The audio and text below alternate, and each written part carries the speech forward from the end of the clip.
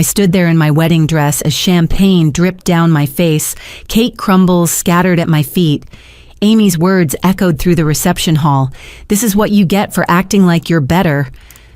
My mother, Margaret, wrapped her arms around Amy protectively. I remained silent, calculating. The wedding guests froze in horror. I thought about the college tuition deposit I controlled, the co-signed lease, and the trust fund documents hidden in my office.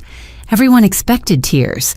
Instead, I smiled slightly, knowing what would come at 7:30 tomorrow morning. The day had started so differently. 6 hours earlier, I woke up in my suite at the Fairmont Hotel, golden sunlight streaming through floor-to-ceiling windows. This was supposed to be the happiest day of my life.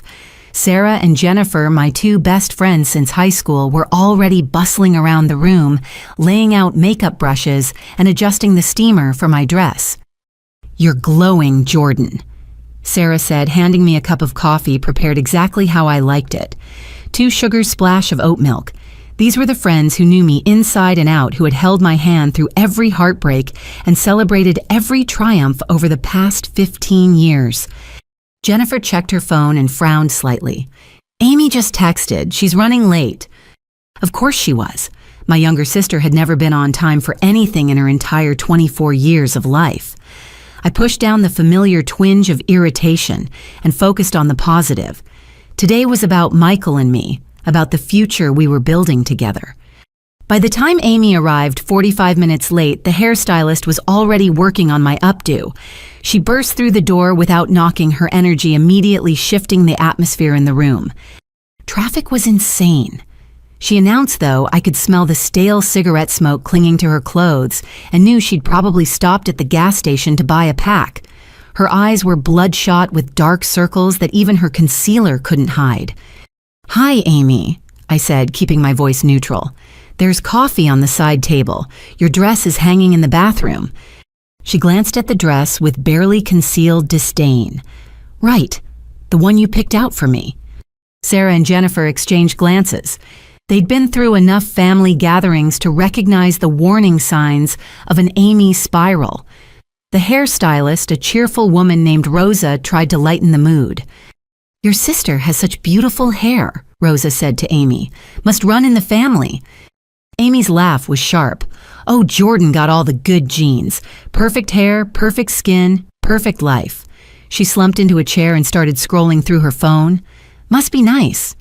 I focused on my breathing, a technique my therapist had taught me. In for 4, hold for 4, out for 4. Today was not the day to engage with Amy's bitterness. As Rosa worked on my hair, weaving in the delicate pearl pins that had belonged to our grandmother Dorothy, Amy's mood seemed to darken with each passing minute. She kept glancing up from her phone, her jaw tightening, whenever Sarah or Jennifer laughed at something. "God, could you all keep it down?" Amy snapped. "Some of us have headaches." "Maybe you should eat something," Jennifer suggested gently. "There are pastries from that French bakery you like." "I don't need you mothering me," Amy shot back. "I get enough of that from perfect Jordan." I met her eyes in the mirror. "Amy, what's really going on? You seem upset." "Oh, now you care. You've been too busy planning your dream wedding to notice anything else happening in this family." Rosa's hands stilled in my hair. The uncomfortable silence stretched until she cleared her throat and resumed working. I noticed her glance at Amy with a strange expression, like she was trying to place her. "Actually," Rosa said slowly, "I think I might have seen you last week. Do you ever go to that coffee shop on Maple Street? The one next to the check cashing place?" Amy's face flushed. "No, you must be thinking of someone else." But Rosa persisted, friendly and oblivious to the tension. "I could have sworn it was you. You were with a tall guy, lots of tattoos. You seemed upset about something, and I remember thinking I should have offered to help." "I said it wasn't me," Amy snapped, her voice rising. "God, why does everyone have to be in my business?" She stood abruptly and stormed toward the bathroom, slamming the door behind her. Through the thin walls, we could hear her on the phone, her voice low and urgent. Sarah touched my shoulder gently. "You okay?" I nodded, though my stomach was starting to churn with familiar dread. Amy's moods had been getting worse over the past few months, but I'd been so focused on wedding planning that I'd pushed my concerns aside. When it came time to pay Rosa for her services, I pulled out my credit card from my purse. The suite had grown quiet, Jennifer helping me into my robe while Sarah organized the jewelry. I thought Amy was still in the bathroom, but as I entered my PIN into Rosa's mobile card reader, I caught a flash of movement in the mirror. Amy stood behind me, her phone held at an angle that gave her a clear view of the screen. Our eyes met in the reflection, and she quickly lowered her phone, but not before I saw her thumb moving across the screen as if she were typing. "What are you doing?" I asked, turning to face her. "Nothing, just checking the time." She held up her phone, showing the lock screen. "We should get moving soon, right? Don't want to be late for the family photos." But as she turned away, I saw her phone light up with a message notification. The sender's name was Derek, and though I only caught a glimpse, the preview showed, "Got it. Tonight we move forward." My blood ran cold. Derek was a name I'd heard Amy mention a few times, always evasively. A friend from work she'd said, though, Amy had been unemployed for months. I wanted to confront her right then, but Sarah was holding up my wedding dress, and Jennifer was talking about the schedule, and Rosa was packing up her supplies with a concerned look on her face. I forced myself to smile and step into the dress, all while my mind raced. What had Amy photographed? What were they planning to move forward with tonight? And why did I have the sinking feeling that my wedding day was about to become something far different than I'd imagined? As Sarah zipped up the back of my dress, I made a mental note to check my credit card activity later. But for now, I had to focus. I had family photos to take, a ceremony to get through, and a growing certainty that my sister was planning something that would test every ounce of composure I possessed. The morning that had started with such promise was already beginning to crack at the edges, like a photograph left too long in the sun. And somehow I knew this was only the beginning. The gardens at Riverside Manor were everything I dreamed of for our wedding photos. Centuries-old oak trees created natural archways draped with Spanish moss, while carefully manicured rose bushes added splashes of cream and blush pink against the emerald grass. The photographer Marcus was already setting up his equipment when our wedding party arrived. "Absolutely stunning," Marcus said, his camera clicking as he took test shots. "The light is perfect right now. Let's start with the immediate family." My mother Margaret hurried over her lavender mother of the bride dress swishing around her ankles. She'd lost weight for the wedding, gotten her hair professionally colored, and looked younger than her 58 years. But the tight smile on her face told me she was already in management mode. "Amy, sweetie, come stand next to your sister." Margaret called out, her voice carrying that false brightness she used when trying to pretend everything was fine. Amy dragged her feet like a sullen teenager, positioning herself as far from me as possible while still being in the frame. Marcus noticed the distance immediately. "Ladies, let's close that gap a bit. This is a celebration of family." He gestured for Amy to move closer. "I'm fine where I am," Amy muttered. Margaret's smile became even more strained. "Amy, please, for your sister." "Everything's always for Jordan, isn't it?" Amy said under her breath, but she moved a half step closer. Marcus began shooting his assistant, holding a reflector to soften the shadows. Through it all, Amy's expression remained stony, her smile never reaching her eyes. "Beautiful, now let's have Mom in the middle, arms around both daughters," Marcus directed. As Margaret positioned herself between us, she whispered in that way mothers do when they're trying to fix things without anyone noticing. "Amy, honey, what's wrong? This is your sister's big day." "Nothing's wrong," Amy said through gritted teeth. "I'm smiling, aren't I?" Just then, a black Mercedes pulled up to the venue's side entrance. My father Thomas stepped out, and my stomach immediately knotted. He wasn't alone. His second wife, Bethany, emerged from the passenger side, even though I'd specifically asked him to come alone for the family photos. Bethany was 15 years younger than my mother, with bottle blonde hair and a dress that seemed more appropriate for a cocktail party than an afternoon wedding. She'd been Dad's secretary before becoming his wife, a cliche that still made Margaret's jaw clench 5 years after the divorce. "Thomas," Margaret said, her voice icy. "I see you brought company." "Bethany's family now." Dad said, though he had the grace to look uncomfortable. "She'll just wait by the car during the photos." "How considerate," Margaret replied, each word dripping with sarcasm. Marcus, sensing the tension, tried to maintain his professional cheerfulness. "Let's get a few shots with Dad and the girls. Shall we?" As we repositioned, Amy suddenly moved closer to me, but not out of affection. Her lips barely moved as she whispered, "Must be nice having Daddy pay for your perfect wedding while the rest of us struggle." "Dad offered to help with your college expenses, too," I whispered back, trying to keep my expression pleasant for the camera. "Right, with conditions, with judgment, with constant reminders of what a disappointment I am compared to his perfect firstborn." "Amy, that's not—" "Smile, Jordan," she hissed. "Wouldn't want to ruin your precious photos." Marcus continued clicking away, capturing what probably looked like tender sisterly moments, but were actually veiled threats and barely contained resentment. When he asked us to link arms, Amy gripped mine hard enough to leave marks. "Oh, this is lovely." My cousin Emma appeared with her husband Nathan, their twin boys racing ahead of them toward the garden fountain. Emma was Margaret's niece, a successful real estate agent who had a knack for being in the right place at the right time to gather family gossip. "Emma," Margaret called out, grateful for the distraction. "Come, we're doing extended family next." As the group reorganized, Emma sidled up to me. "Beautiful venue, Jordan, though I have to say I was surprised to see Amy here. After what happened last week, I thought—" My attention sharpened. "What happened last week?" Emma glanced around, then lowered her voice. "You didn't know Nathan and I saw her at the Rivers Casino. It was past midnight on a Tuesday, and she was at the high-stakes poker table. Nathan wanted to say hello, but she seemed intense. There was a man with her lots of tattoos, and they were arguing about money." "Derek," I said without thinking. "You know him?" "No, I just heard the name." Emma's expression grew concerned. "Jordan, I don't want to worry you on your wedding day, but she didn't look good. The dealer seemed to know her by name and not in a friendly way. When she saw us, she practically ran out of there." Before I could respond, Marcus called for places.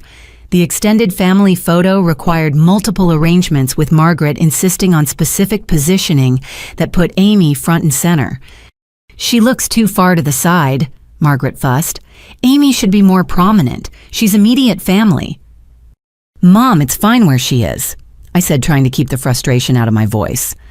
"No, it's not fine. People will think we're excluding her." Margaret physically moved Amy closer to the center, right next to me. "There, that's better. Families should be together." Thomas cleared his throat. "Speaking of family, shouldn't Bethany be in some of these shots?" The temperature seemed to drop 10 degrees. Margaret's smile became positively glacial. "I think immediate and extended family is quite sufficient," she said. "Though, if you'd like to arrange your own photo session with your new family, I'm sure Marcus has availability next week." "There's no need for that tone, Margaret." "What tone? I'm simply being practical. We wouldn't want to confuse future generations looking at these photos, wondering who belongs and who's just temporary." Amy suddenly laughed, a harsh sound that made everyone turn. "God, you're all such hypocrites, standing here pretending to be this perfect family when we can barely stand to be in the same room together." "Amy," Margaret gasped, "that's enough." "Is it? We're all thinking it. Dad's here with his midlife crisis wife, Mom's pretending she's not bitter about it, and Jordan's playing princess while the rest of us deal with real problems." "What real problems?" I asked, unable to stop myself. "Amy, if something's wrong, talk to me." She whirled on me, eyes flashing. "Oh, now you want to talk. Where were you last month when I needed help?" "Oh, right, cake tasting. Where were you when I tried to call you last week, dress fittings? Everything's always about you, Jordan. Your college graduation, your engagement, your wedding.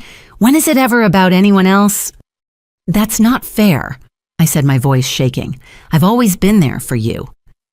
Have you been there when it's convenient, when it makes you look like the good sister?" Marcus and his assistant stood frozen, cameras lowered. The extended family members shifted uncomfortably, some pretending to check their phones, while others watched with barely concealed fascination. This was prime family drama, the kind that would be dissected at holiday dinners for years to come. Margaret stepped between us, her hands fluttering like nervous birds. "Girls, please. Not here. Not now. We can discuss this later privately." "There is no later with Jordan." Amy spat. "After today, she'll be too busy with her perfect husband in her perfect house, living her perfect life to remember she has a sister." "Amy, you're being dramatic," Thomas said, finally speaking up. "Your sister has included you in everything." "Included me?" Amy's laugh was bitter. "Like I'm some charity case, some obligation to check off her list." "You're twisting everything," I said, anger finally breaking through my careful composure. "I asked you to be my maid of honor. You said no. I asked you to help plan. You were too busy. Every time I've reached out, you've pushed me away, and now you want to blame me for the distance between us? I said no to being maid of honor because I knew you only asked out of obligation, because Mom would have thrown a fit if you didn't." "That's not true. Isn't it? Tell me one time in the last year you've called me just to talk, not about wedding stuff, not about family obligations, just to see how I was doing." I opened my mouth, then closed it. The silence stretched between us like a chasm. Emma chose that moment to intervene. "You know, stress does funny things to people. Wedding planning is hard on everyone. Amy, I'm sure Jordan didn't mean to neglect." "Don't," Amy cut her off. "Don't make excuses for her. You all do that. Poor Jordan, so busy, so important, so stressed. What about my stress? What about my life?" "What stress?" I asked, genuinely confused now. "Amy, you live at home. Mom and Dad pay your bills. You dropped out of college, quit every job after a few weeks. What exactly is so stressful about your life?" The moment the words left my mouth, I knew I'd gone too far. Amy's face went pale, then flushed deep red. "You have no idea," she said, her voice low and dangerous. "No idea what I'm dealing with, what I've sacrificed. But you'll find out. Tonight you'll all find out exactly what kind of person perfect Jordan really is." She turned and stalked away, leaving the rest of us in stunned silence. Margaret immediately went after her, calling her name, while Thomas rubbed his temples like he was fighting a headache. Marcus cleared his throat delicately. "Perhaps we should take a short break. The light will still be good in 15 minutes. As the group dispersed, Emma caught my arm. "Jordan, I didn't want to say this in front of everyone, but when Nathan and I saw Amy at the casino, she wasn't just gambling. She was signing something papers that Derek guy had. It looked official, like loan documents or something." My blood ran cold. Loan documents. I could be wrong, but Nathan used to work in finance, and he said it looked like she was either borrowing money or using something as collateral. Using what as collateral? She doesn't own anything. Emma bit her lip. "That's what worried us. Jordan, you don't think she wouldn't use someone else's information, would she?" I thought about Amy photographing my credit card, about Derek's message, about Amy's words. "Tonight you'll all find out." "I need to make a call," I said, already reaching for my phone. "But the photos can wait 5 minutes." I hurried to a quiet corner of the garden and dialed my credit card company. As I navigated through the automated system, I watched my family scattered across the lawn. Margaret had caught up to Amy by the fountain and was gesturing animatedly while Amy stood with her arms crossed. Thomas was escorting Bethany back to the car, probably relieved to have an excuse to leave the drama. Emma was corralling her twins while shooting worried glances my way. When I finally reached a representative and asked about recent activity on my card, my worst fears were confirmed. 3 large cash advances had been attempted in the last hour, all declined because they exceeded my available credit. "Ma'am, we've put a temporary freeze on your card due to suspicious activity," the representative said. "Would you like us to issue a new card?" "Yes," I said, my mind reeling. "And please flag my account for potential fraud." As I ended the call, I saw Amy watching me from across the garden. When our eyes met, she smiled. It wasn't a nice smile. It was the smile of someone who had already decided to burn everything down and was just waiting for the match to light. Marcus called out that he was ready to resume photos. I plastered on my bride smile and walked back to the group, all while calculating how much damage my sister could do in the hours between now and my reception. The answer I would soon learn was more than I could have imagined. 90 minutes before I was supposed to walk down the aisle, I found myself standing in the doorway of the bridal suite, frozen in disbelief. Amy had her back to me, hunched over my purse, which she dumped onto the velvet ottoman. My wallet was splayed open, credit cards scattered like playing cards across the fabric. "What are you doing?"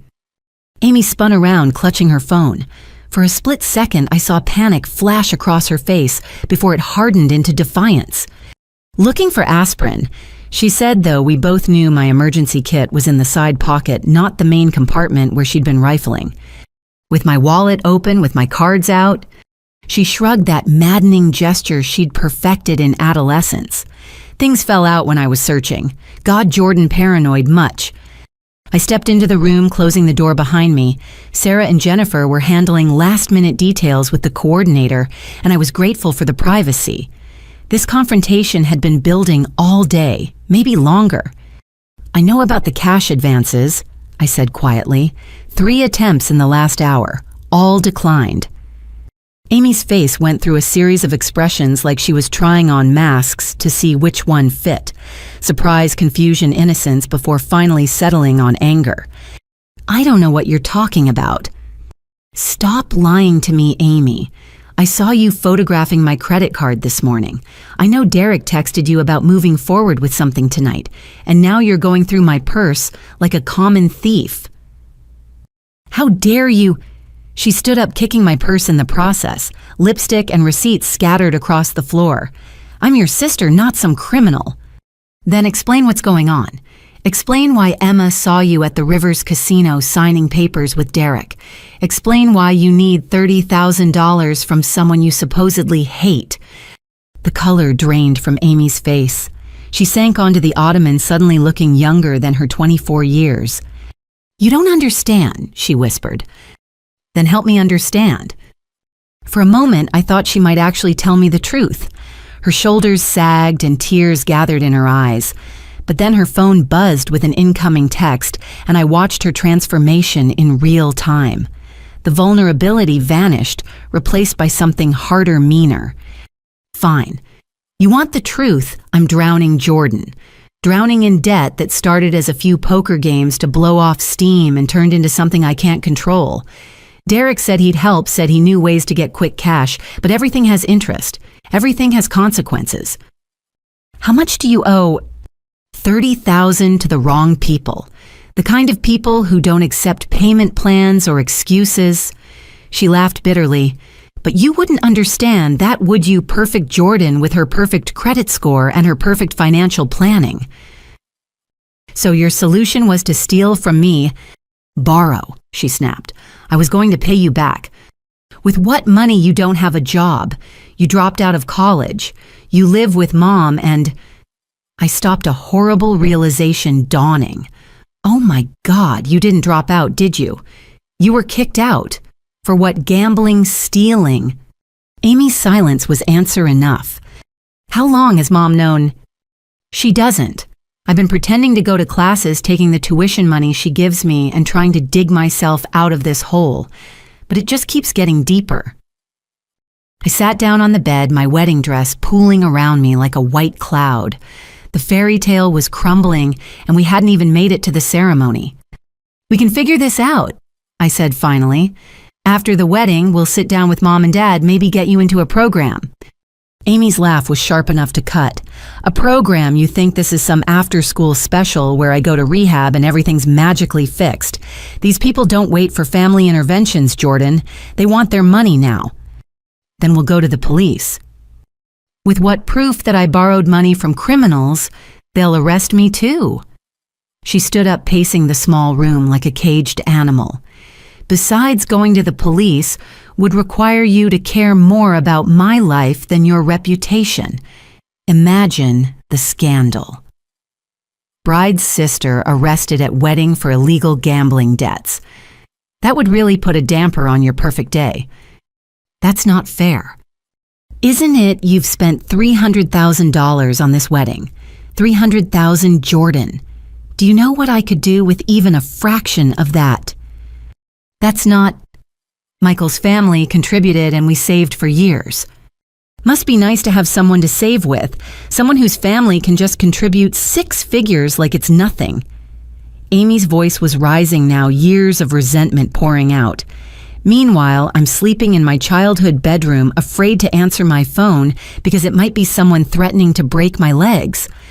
Why didn't you come to me sooner before it got this bad? When during your engagement party where you announced your promotion, at your bridal shower where everyone gave you Le Creuset cookware that costs more than my car payment, at your bachelorette weekend in Napa where you spent more on wine than I owe in student loans, each word was an accusation, each example a knife twisted deeper. I would have helped, I insisted. No, you would have judged. You would have lectured me about responsibility and making better choices, all while flashing that ring that costs more than Mom's annual salary. I looked down at my engagement ring, a 2-carat cushion cut that Michael had saved for months to buy. It had never occurred to me how it might look to Amy struggling with debt while I planned a lavish wedding. So what's your plan? I asked. Steal my identity, ruin my credit, destroy my life because yours is a mess. Amy's phone buzzed again. She glanced at it and her expression hardened. You know what? Maybe I will. Maybe it's time you understood what it feels like to have everything fall apart, to have creditors calling to be afraid to feel like you're drowning while everyone around you is breathing just fine. Amy, you're talking crazy. This is illegal. You could go to jail. I'm already in jail, she screamed. A jail made of bad decisions and worse options. At least in actual jail, I'd get 3 meals a day and wouldn't have to watch my perfect sister live the life I'll never have. The door burst open. Margaret stood there taking in the scene, me on the bed looking stricken, Amy red-faced and shaking my belongings scattered across the floor. What is going on here? She didn't wait for an answer, immediately going to Amy. Sweetheart, what's wrong? What has Jordan done? What have I done? I couldn't believe it. Mom, she was stealing from my purse. She's been trying to use my credit cards without permission.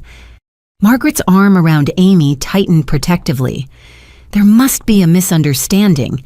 Amy would never... She just admitted it. I stood up, wedding dress rustling. She owes $30,000 to dangerous people. She's been lying about college, stealing your tuition money. Stop it, Margaret said sharply. Just stop. Your sister is clearly having a hard time, and instead of helping, you're making accusations. On your wedding day, Jordan. How could you... I stared at them, mother and daughter united against me, a tableau I'd seen countless times throughout my childhood. Amy could do no wrong in Margaret's eyes. Every failure was someone else's fault, every consequence too harsh for her baby girl. She photographed my credit card. She attempted fraud. These aren't accusations, Mom, they're facts. If Amy needed money, she would have asked. She wouldn't steal. Margaret's voice was firm, but I saw the flicker of doubt in her eyes. Tell her, sweetheart. Tell Jordan this is all a misunderstanding. Amy buried her face in Margaret's shoulder, shoulders shaking with what looked like sobs, but produced no tears. I'm so sorry, she mumbled. I saw Jordan's cards and thought maybe I could borrow some money for textbooks. I was going to ask, but she started yelling at me, accusing me of terrible things. Textbooks. I laughed, but there was no humor in it. She hasn't been to class in months, Mom. She was kicked out of college. That's a lie. Amy pulled away from Margaret, eyes flashing. See, this is what she does. She twists everything, makes me look bad so she looks better by comparison. Margaret looked between us, and I could see her making the choice she always made, the one that required the least painful truth. Jordan, it's your wedding day. Can't you just let this go? Whatever happened, I'm sure Amy didn't mean any harm. She admitted to trying to steal $30,000 from me. I admitted to being in debt, Amy corrected. I never said I tried to steal anything. Jordan's so paranoid she probably saw me looking for aspirin and invented this whole story. It was masterful, really. The way she could twist reality, make me look like the unreasonable one. She'd had years of practice, and Margaret had been her willing audience for every performance. "Check her phone," I said desperately. "Check the texts from Derek. Check the photos she took of my credit card." Amy clutched her phone to her chest. "This is private property. She has no right—" "I'm trying to protect myself from fraud." "Girls, please." Margaret stepped between us. "This is getting out of hand. Jordan, you need to finish getting ready. Amy, come with me. We'll give your sister some space to calm down." "I don't need to calm down. I need you to acknowledge what's happening here. Amy is in serious trouble, and enabling her is only making it worse." Margaret's face hardened. "I've had enough of your accusations. Your sister has struggles, yes, but that doesn't make her a criminal. You've always been jealous of the attention she needs, always resentful that everything isn't about you." Jealous. I couldn't believe what I was hearing. "Mom, I'm trying to help her." By humiliating her, by accusing her of theft on what should be a happy day, that's not help, Jordan. That's cruelty. Amy pecked out from behind Margaret, and I swear I saw her smirk. She'd won this round, turned our mother against me with a few tears and well-placed lies. "You know what?" I said, suddenly exhausted. "Fine, take her side. Believe her lies. But when the bills come due, when the police show up, when the people she owes money to come collecting, don't say, 'I didn't warn you.'" "So dramatic," Amy muttered. "Always has to be the victim." I looked at her, really looked at her. Beneath the defiance and manipulation, I saw something else. Fear. Real bone-deep terror that she was trying to hide behind bravado and blame. "Amy," I said quietly, "it's not too late. We can still fix this, but you have to be honest. You have to stop the games and tell us what's really going on." For a heartbeat, I thought I'd reached her. Her mask slipped, and the scared little girl I used to protect from nightmares peeked through. Then her phone rang. Derek's name flashed on the screen. She answered it, turning away from us. "Yeah, no, it didn't work. She knows." A pause. "Tonight, at the reception. Plan B." My blood ran cold. "What's Plan B?" Amy ended the call and looked at me with eyes that held no warmth, no recognition of sisterhood or shared history. "You'll find out," she said. "Everyone will know exactly what kind of person you are by the end of the night. The bride who had everything and wouldn't share a penny to save her sister's life." "Amy," Margaret gasped, finally hearing the venom in her daughter's voice. But Amy was already heading for the door. "I need to get ready. Wouldn't want to ruin Jordan's perfect pictures by looking stressed." She paused in the doorway, looking back at me. "Enjoy your ceremony, sister. It'll be the last thing you enjoy for a long time." She left, and Margaret hurried after her, leaving me alone in a room that suddenly felt too quiet. My purse contents were still scattered on the floor, credit cards gleaming like accusations in the afternoon light. I bent down to gather them, hands shaking as I checked each one. All there, but it didn't matter. Amy had what she needed. Photos, numbers, security codes she'd probably memorized, while I trustingly left my purse around the house we'd grown up in. Sarah appeared in the doorway, radiant in her bridesmaid dress. "Jordan, the photographer wants to know if—" "Oh, honey, what's wrong?" I stood up, clutching my violated wallet, and made a decision. "I need you to do something for me, quietly, without anyone knowing." "Anything." "Call Patricia Chen. She's at table 12. Tell her I need to see her privately before the ceremony." "The lawyer, Jordan, what's going on?" I looked at my reflection in the mirror. Bride hair, bride makeup, bride dress. But underneath it all, I was just a woman who'd finally realized that love without boundaries wasn't love at all. It was enabling, and I was done being an enabler. "I'm protecting myself," I said, "and possibly saving my sister from herself, even if she hates me for it." Sarah squeezed my hand. "Whatever you need.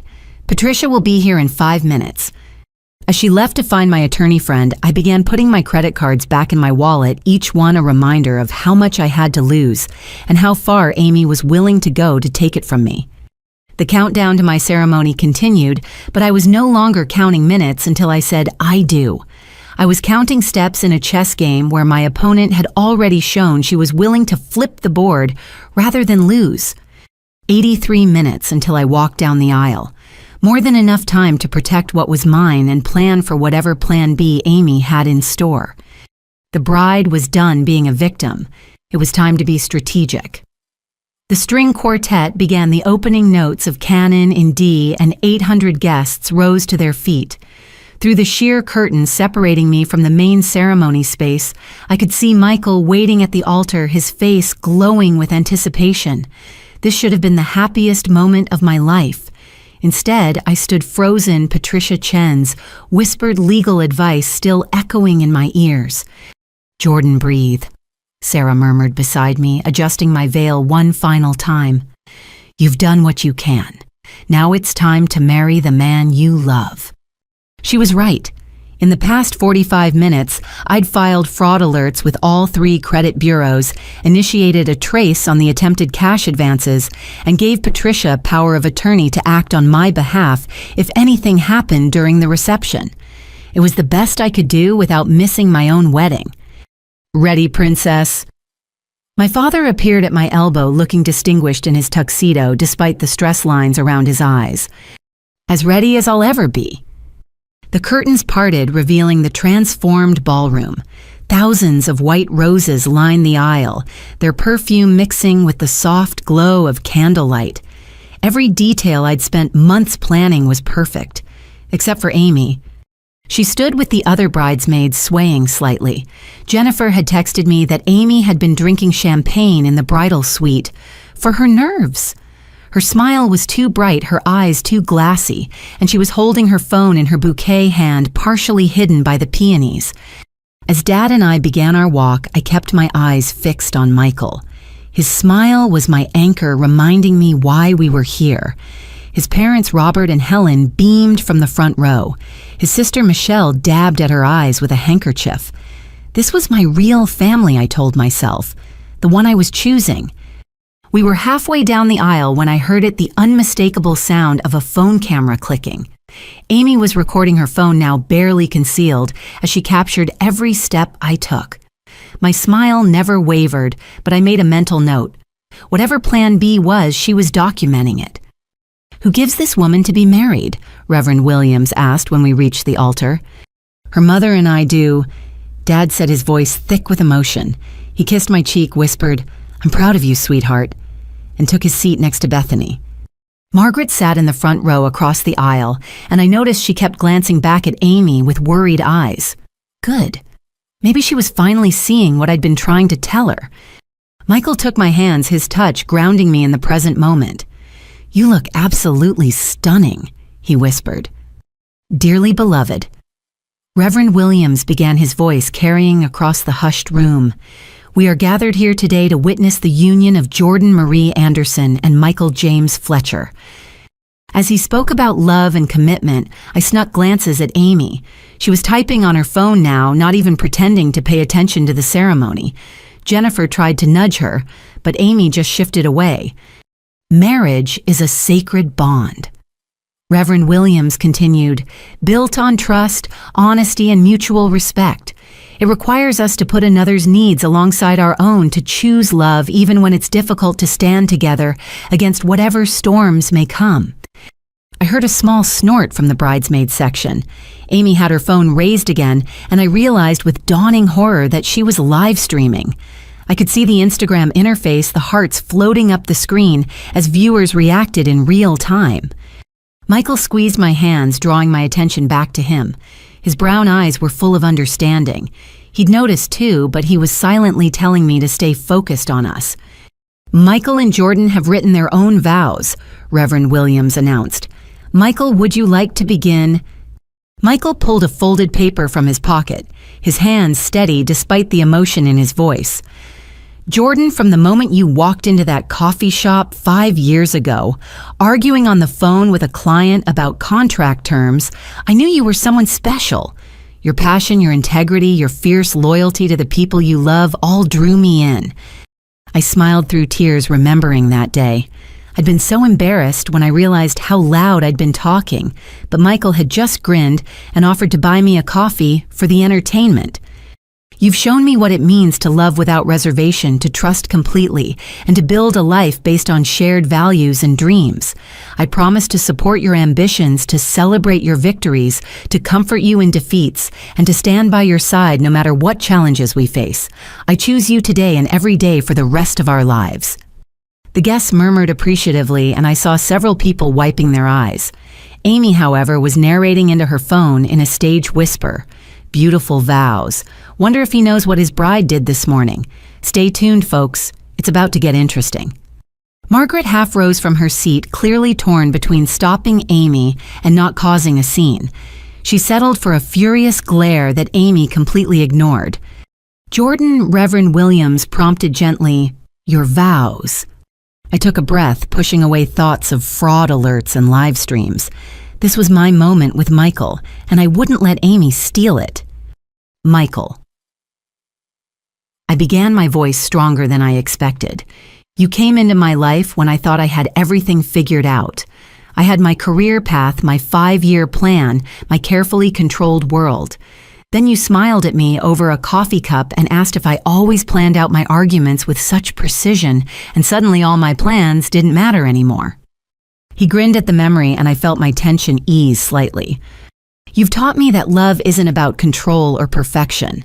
It's about choosing to be vulnerable with another person, trusting them with your whole heart, and knowing they'll protect it as fiercely as their own. You've celebrated my strengths and loved me through my weaknesses. You've shown me that the best things in life can't be planned, only embraced. I paused, looking directly at him, making sure he understood my next words were for him alone. Today, in front of our family and friends, I promise to love you with the same generosity and grace you've shown me. I promise to support your dreams, to be your partner in all things, and to face whatever comes with courage, knowing we face it together. I choose you, Michael, today and always. Beautiful, Reverend Williams said, and I could hear the smile in his voice. Now the rings. Michael's nephew Tommy stepped forward with the ring pillow adorable in his miniature tuxedo. As Michael slipped the platinum band onto my finger, I noticed Amy had moved. She was angling for a better shot, practically stepping out of the bridesmaid line. With this ring, Michael said, "I thee wed."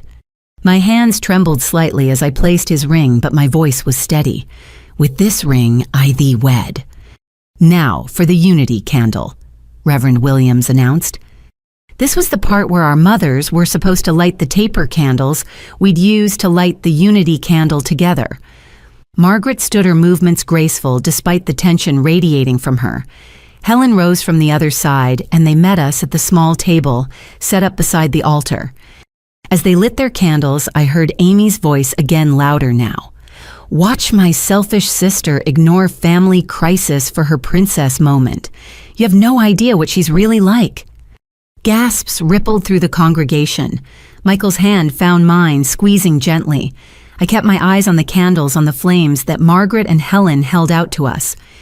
The joining of two flames into one represents the joining of two lives, two families, two futures. Reverend Williams said, his voice carrying a note of determination to continue despite the disruption.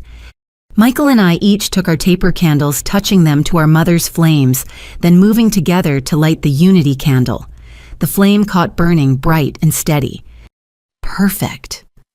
I whispered not about the candle, but about us, about our ability to stay focused on each other despite the chaos around us. We returned to our positions, and Reverend Williams raised his voice slightly. What God has joined together, let no one separate. No one. Amy laughed, the sound carrying clearly across the room. That's rich. By the power vested in me by the state of California, Reverend Williams continued firmly, I now pronounce you husband and wife. Michael, you may kiss your bride. Michael cupped my face gently, his thumbs brushing away tears I hadn't realized were falling. "I love you, Mrs. Fletcher," he whispered. "I love you too," I managed before his lips met mine.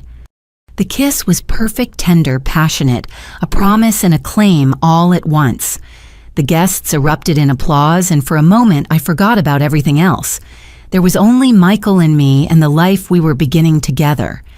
Then the music swelled the recessional beginning, and we turned to face our guests as husband and wife.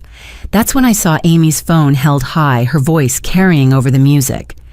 "And there goes the bride, folks. Let's see how long the happiness lasts when she finds out what's waiting for her at the reception. Like and subscribe if you want to see a wedding reception nobody will forget." Margaret finally moved, reaching for Amy's arm, but Amy danced away, following us down the aisle while still filming. The guests looked confused, some amused, others concerned. I saw Patricia Chen in her seat phone already out, probably screenshotting Amy's live stream for evidence. Michael and I maintained our smiles, waving to guests, playing the part of happy newlyweds, even as Amy's commentary followed us. "Look at that dress, $50,000, while her sister can't afford groceries. But karma's coming, friends. Stay tuned for the reception. You won't want to miss what happens when the cake comes out." We made it to the curtained exit, and suddenly we were in the relative quiet of the hallway. Sarah and Jennifer rushed to us both, talking at once. "I'm so sorry we tried to get her phone." "She's completely drunk, Jordan. We should call security." "Stop," I said, holding up my hand. "It's done. We're married. That's what matters." Michael pulled me against him, and I felt his chest rumble with laughter. Well, that was certainly memorable. Despite everything, I found myself laughing too. Not quite the ceremony I planned. "Mrs. Fletcher," he said, tilting my chin up, "I would marry you in a hurricane with your sister live streaming and a mariachi band playing death metal if it meant I got to call you my wife." "I love you," I said, meaning it with every fiber of my being. "I love you too. Now what do you say we go to our reception and handle whatever plan B your sister has cooked up?" I thought about the precautions I'd taken, the legal protections Patricia had helped me put in place. Amy thought she was going to destroy me tonight, but she had no idea what was coming. The college fund I controlled as trustee, the co-signed lease that required my approval for any changes, the trust fund documents that named me as executor with full discretionary powers. "You know what?" I said, linking my arm through his. "Let's do exactly that. But first, I need to make one quick stop at the bridal suite. There's something in the safe I need to get." "The trust documents?" Michael asked quietly. I nodded. Patricia said to have them ready, just in case we need to take immediate action. "My brilliant, prepared wife," he said with admiration. "Amy has no idea who she's messing with." As we headed toward the bridal suite, I could hear the cocktail hour beginning in the garden, the sound of laughter and clinking glasses. Normal wedding sounds. But I could also hear Amy's voice still narrating to her phone, still promising drama to come. She wanted to put on a show, fine, but she'd forgotten one crucial thing. I'd been watching her performances my whole life. I knew all her tricks, all her manipulations.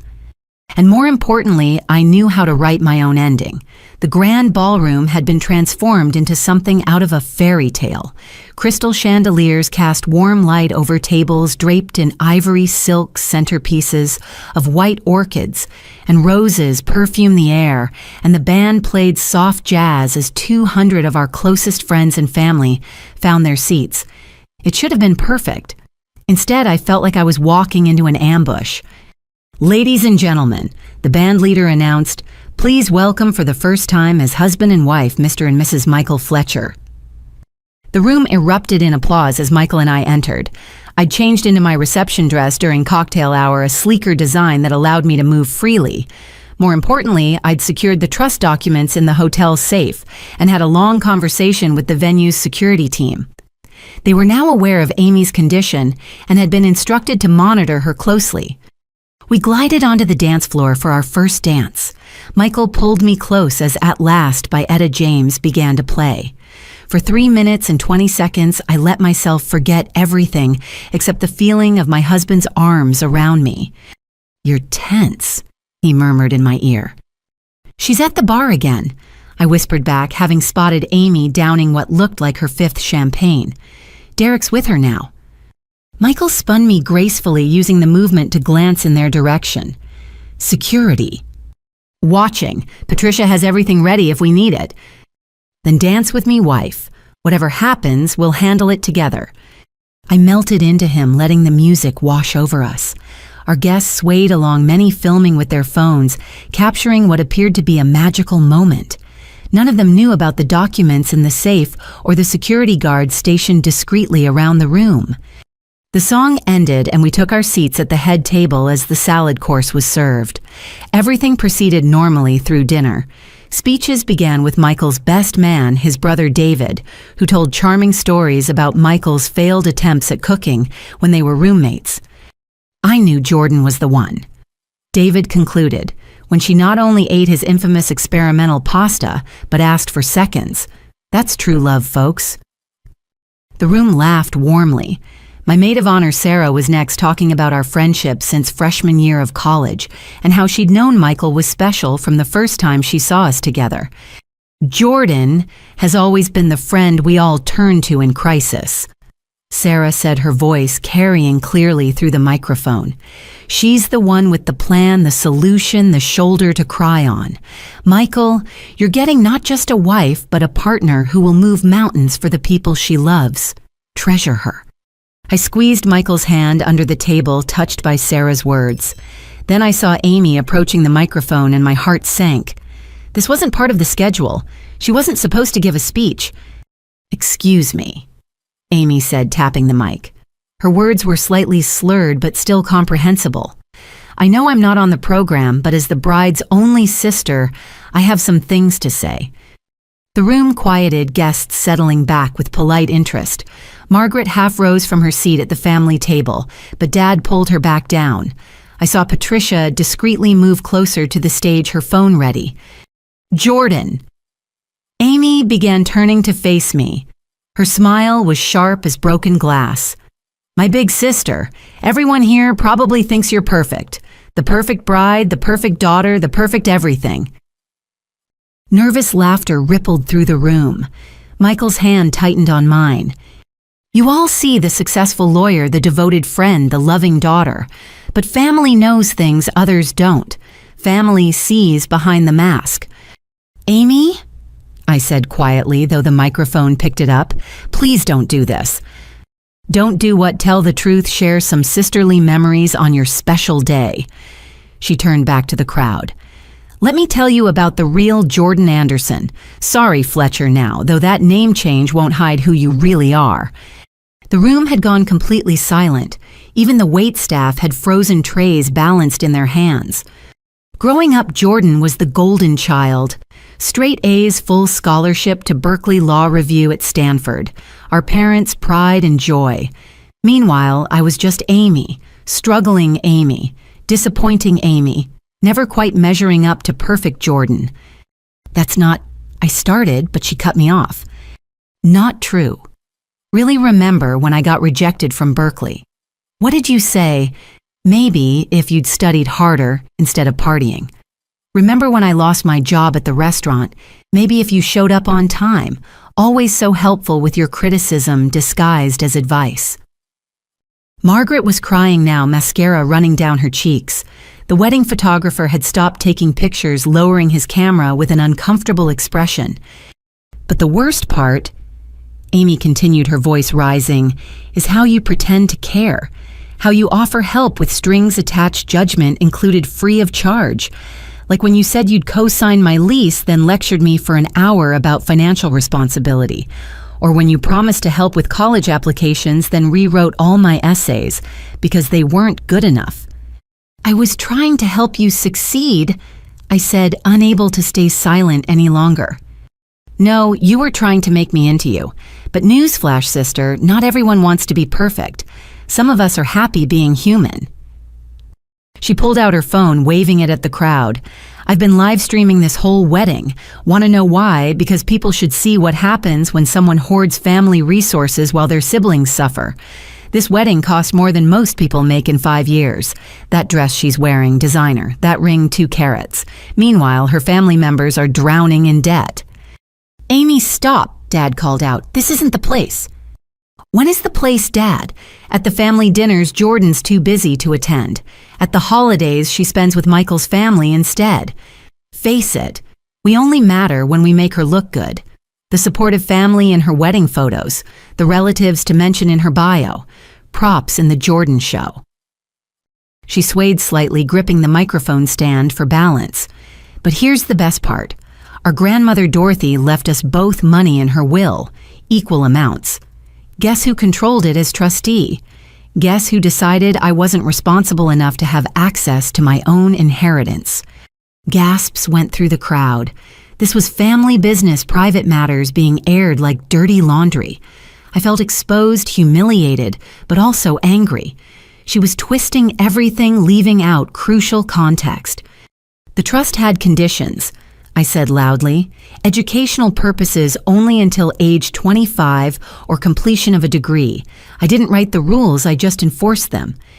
Enforce them, Amy repeated mockingly, like a prison guard, like a dictator, never once considering that maybe I needed that money for other things, important things, life-saving things.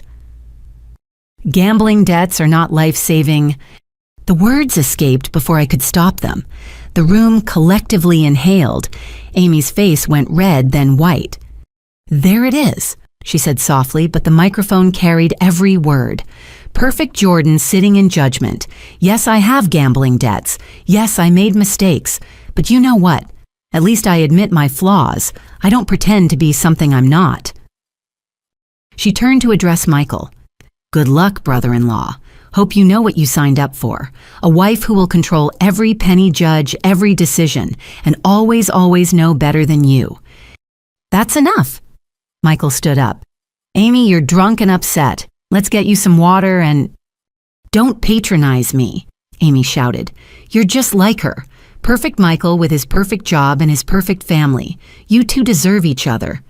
She stumbled off the small stage, but instead of returning to her seat, she headed for the wedding cake. It stood on its own table, 5 tiers of buttercream and sugar flowers, a small fortune in flour and eggs. Amy, no, I breathed, realizing her intention. But she was already there, grabbing the ceremonial cake knife. For one horrible moment, I thought she might do something truly dangerous. Instead, she hacked at the bottom tier, sending chunks of cake flying. This is what I think of your perfect wedding, she screamed, attacking the cake with renewed vigor. Your perfect life built on other people's misery. Security finally moved in, but Amy grabbed a champagne bottle from a nearby table and smashed it against the cake table. Champagne exploded everywhere, drenching the cake, the tablecloth, and several unfortunate guests sitting nearby. Amy, please. Margaret had reached her now, trying to pull her away. Sweetheart, stop this. But Amy was beyond reason. She grabbed handfuls of destroyed cake and threw them randomly. One hit Bethany square in the chest, leaving a streak of buttercream down her coral dress. Another splattered across the gift table. Then she turned to me, her hands full of cake and icing, her face twisted with years of resentment and pain. This is what you get for acting like you're better, she shouted and hurled the mess directly at me. Time seemed to slow. I saw the cake coming, but didn't move, didn't flinch. It hit me full in the face and chest, chocolate and vanilla mixing with champagne in a disgusting slurry that dripped onto my reception dress. The room exploded in chaos. Guests gasped and exclaimed. Someone screamed. Camera phones appeared everywhere, documenting my humiliation.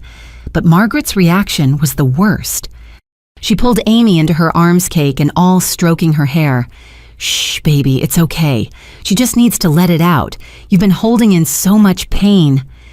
I stood there covered in my own wedding cake, watching my mother comfort my attacker. Michael was beside me immediately with napkins trying to clean the worst of it, but I barely noticed. All I could see was Margaret choosing Amy again, excusing her again, enabling her again. Let it out, I said, my voice deadly quiet.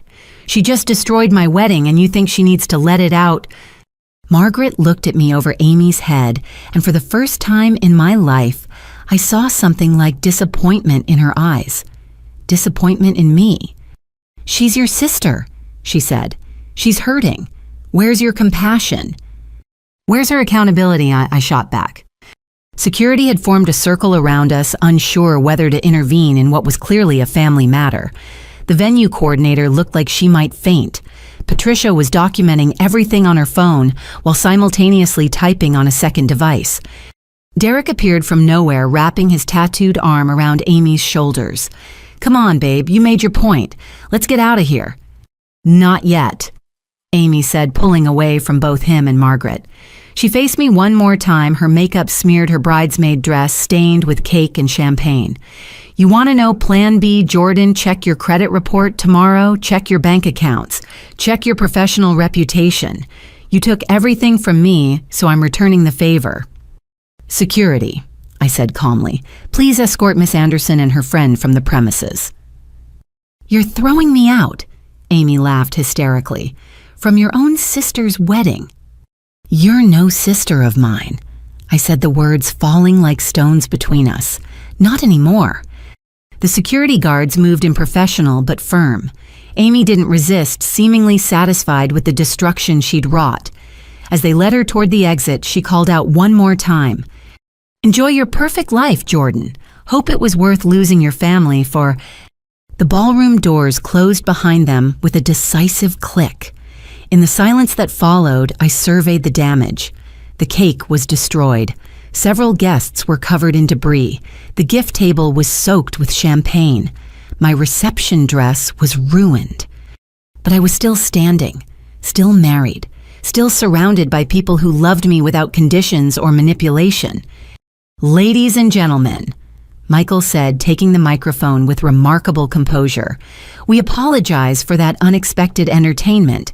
If everyone could give us just a few minutes to clean up, we'll continue with the celebration. After all, it wouldn't be a Fletcher family event without at least one dramatic story for the grandkids, right?" Nervous laughter filled the room. People began moving, staff rushed to clean up, and somehow impossibly life went forward. Helen, Michael's mother, approached with a tablecloth she'd commandeered. "Come on, dear, let's get you cleaned up. I have a feeling you planned for contingencies, didn't you?" I nodded, grateful for her practical kindness. "I have another dress in the bridal suite." "Of course you do." She smiled warmly.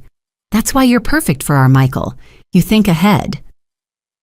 As she led me away, I caught sight of Margaret still standing where Amy had left her, looking lost and older than her years. Our eyes met across the room, and I saw the moment she realized she'd chosen wrong. But it was too late. Some bridges, once burned, couldn't be rebuilt with tears and apologies. I had a reception to salvage, a marriage to celebrate, and a sister to deal with legally. The cake could be replaced. My dress could be changed. But the lines had been drawn in buttercream and champagne, and there was no going back. The show, as they say, must go on, and Amy had no idea what kind of show she'd really started.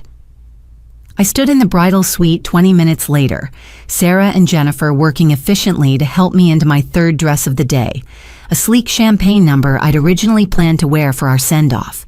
My hair had been repinned, makeup retouched, and from the neck up, you'd never know I'd just been assaulted with wedding cake. "The venue is comping the entire cake cost," Jennifer reported, scrolling through her phone. "They're also rushing a sheet cake from their backup kitchen so you can still do the cutting ceremony. And security has Amy and Derek on the banned list," Sarah added, fastening the last hook. "They won't be getting back in." A knock at the door interrupted us. Michael peered in, his expression a mix of concern and admiration. "How's my wife doing?" "Your wife is plotting," I said honestly, "and ready to return to the party." He entered fully, and I saw he'd changed his shirt and tie. Cake shrapnel had traveled farther than we'd thought. "Patricia needs 2 minutes when you're ready," he said. "She's found some interesting information." I nodded, taking a last look in the mirror. The woman staring back at me looked harder than the bride from this morning. Good. That bride had been naive enough to hope her sister might behave at her wedding. This woman knew better.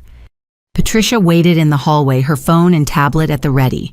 "Jordan," I'm so sorry about what happened, but we need to move fast. Amy's live stream has gone viral. The hashtag CakeGateBride is already trending locally. I closed my eyes briefly. Of course it is. But here's the interesting part, Patricia continued. She streamed from multiple accounts, all linked to credit applications in your name. My forensic accountant friend took a quick look, and Amy's been building a fraud case against you for months.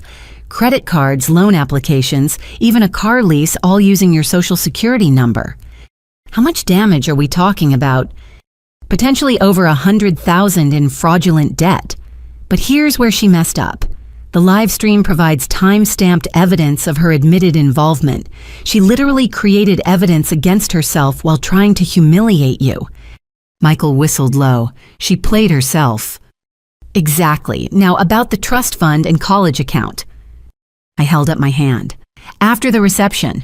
Right now I need to go toast with whatever cake we have left and show everyone that Amy didn't win. Patricia nodded. Fair enough, but Jordan, document everything tonight. Every threat, every interaction with your family. We'll need it all. We returned to the ballroom to find the atmosphere surprisingly upbeat.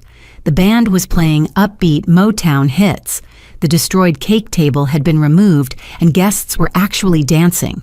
It seemed that once the initial shock wore off, people had decided to make the best of it. There she is! Someone called out, and applause rippled through the room. I waved, managing a genuine smile. These people had come to celebrate with us, and I wouldn't let Amy steal any more of our joy. The venue coordinator appeared with a simple but elegant sheet cake decorated with fresh flowers. We can do the cutting whenever you're ready, Mrs. Fletcher. Now, I decided, let's give people the moment they came for. Michael and I took our positions as the photographer captured the scene. This wasn't the elaborate cake I'd dreamed of, but somehow it felt more meaningful. We'd adapted, persevered, and found beauty in Plan B. For better or worse, Michael murmured as we positioned the knife together. We've already covered worse, I replied. Everything from here is better. We cut the cake to cheers and applause, and I noticed several guests wiping tears. There was something powerful about refusing to let destruction have the final word. As we fed each other small bites, avoiding the smashing tradition entirely, I heard a familiar voice from the crowd. That's my daughter. Dad called out, his voice thick with emotion. Nothing keeps her down. I found him in the crowd, standing alone. Bethany must have gone to change after the cake attack, and Margaret was nowhere to be seen. He raised his champagne glass to me, and I saw pride mixed with sorrow in his eyes. The rest of the reception unfolded with surprising grace. We did the parent dances with Dad holding me extra tight during our song. I'm sorry, he whispered. I should have stopped her sooner. Should have gotten her help years ago instead of letting your mother enable her. It's not your fault, I said, meaning it. Amy made her choices. But we made it easier for her to make bad ones, he replied. Your mother and I failed you both in different ways. When it came time for the mother-son dance, Helen graciously offered to dance with Michael since Margaret had disappeared. Watching my new mother-in-law comfort my husband, I felt a shift in my understanding of family. Blood created relatives, but choices created family. The bouquet toss came next. I turned my back to the gathered single women, took aim, and launched my roses high. The flowers sailed over their heads and landed squarely in the arms of Patricia, who looked startled but pleased. Guess I'll need to make time for dating between cases, she called out, making everyone laugh.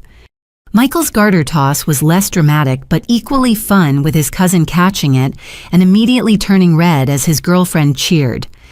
As the evening wound down, I made rounds to thank guests. Many offered words of support, sharing their own stories of difficult family members.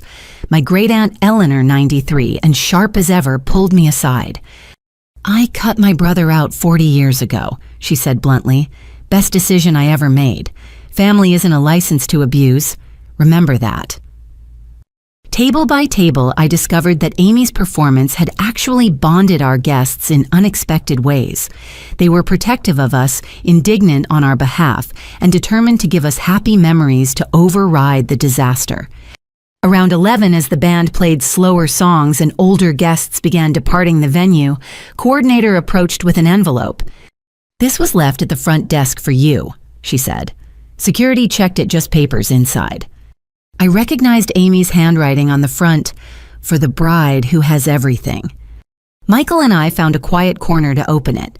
Inside were printouts of credit applications, loan documents, and bank statements, all in my name, none of which I'd authorized. At the bottom, a note in Amy's scrawled handwriting. "You wanted to know Plan B, it already happened. For the past 6 months, I've been living as you, taking out loans, opening accounts, building a credit history you know nothing about. The bills start coming due Monday. The collectors start calling Tuesday.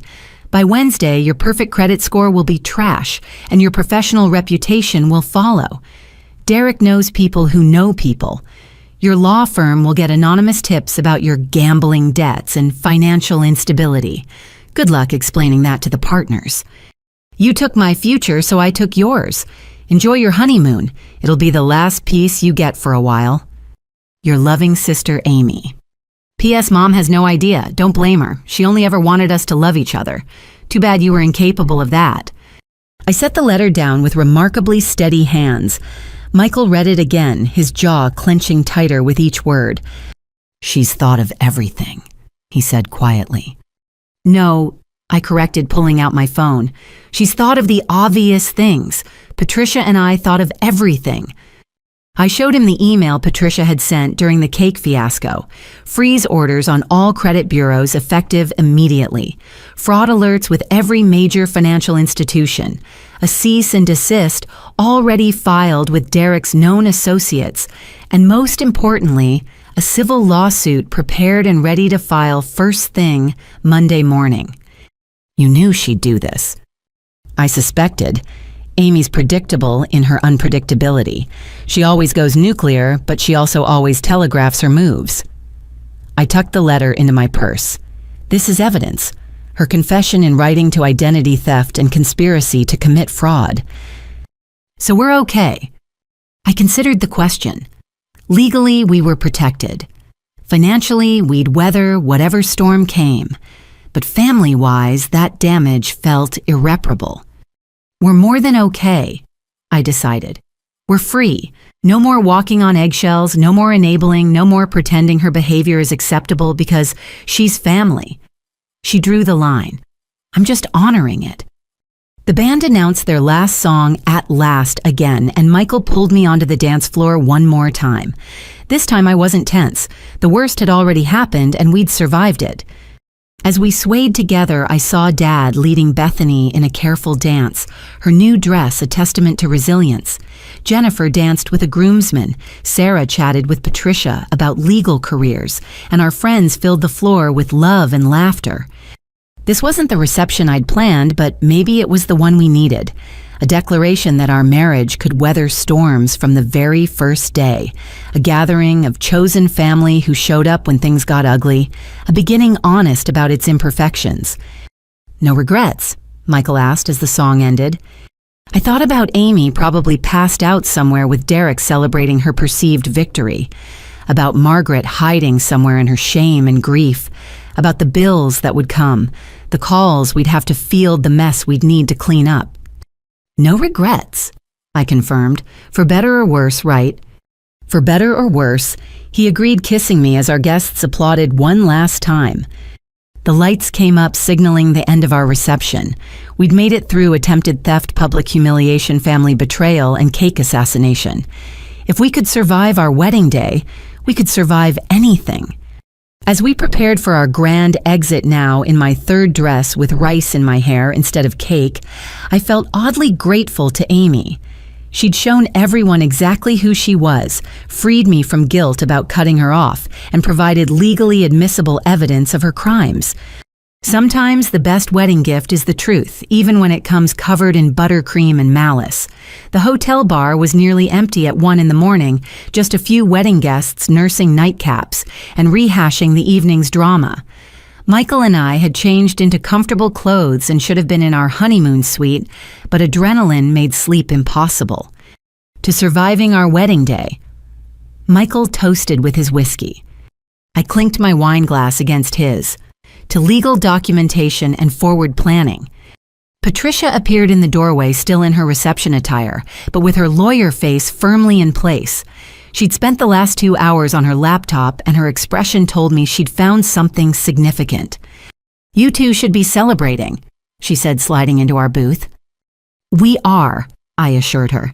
"We're celebrating that you're a brilliant attorney who works weird hours." She smiled grimly. "Well, prepare to celebrate more. I've been digging into Derek Matthews, our tattooed friend. He's got quite the record. Fraud, identity theft, extortion. Currently on probation for a check kiting scheme. And he's dating my sister," I said flatly.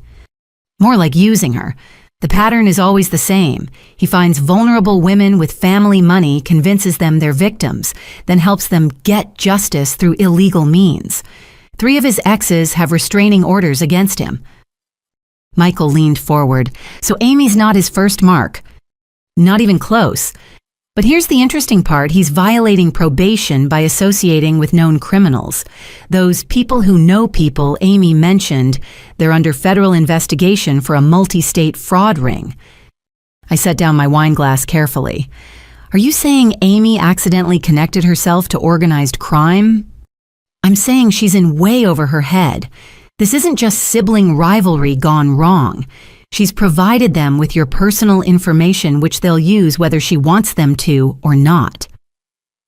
The weight of it settled over me like a cold blanket. This was bigger than family drama or wedding disasters. This was potentially life-altering danger. "What do we do?" Patricia pulled out her phone. "We get ahead of it. I have a contact at the FBI's Financial Crimes Unit. Given Derek's involvement and the interstate nature of the fraud, they'll be very interested. But Jordan, this means Amy could face serious federal charges." I thought about my sister, probably somewhere celebrating her victory, unaware of the real consequences bearing down on her. Despite everything, I felt a twinge of, not sympathy exactly, but sadness for the waste of it all. "Do it," I decided. "If we don't stop this now, she'll be in even deeper tomorrow." As Patricia made calls, Michael and I sat in comfortable silence. The bar's pianist played soft jazz, and for a moment we could pretend we were just newlyweds on our wedding night. "Second thoughts," Michael asked quietly. "About marrying you never. About how I handled Amy over the years." I sighed.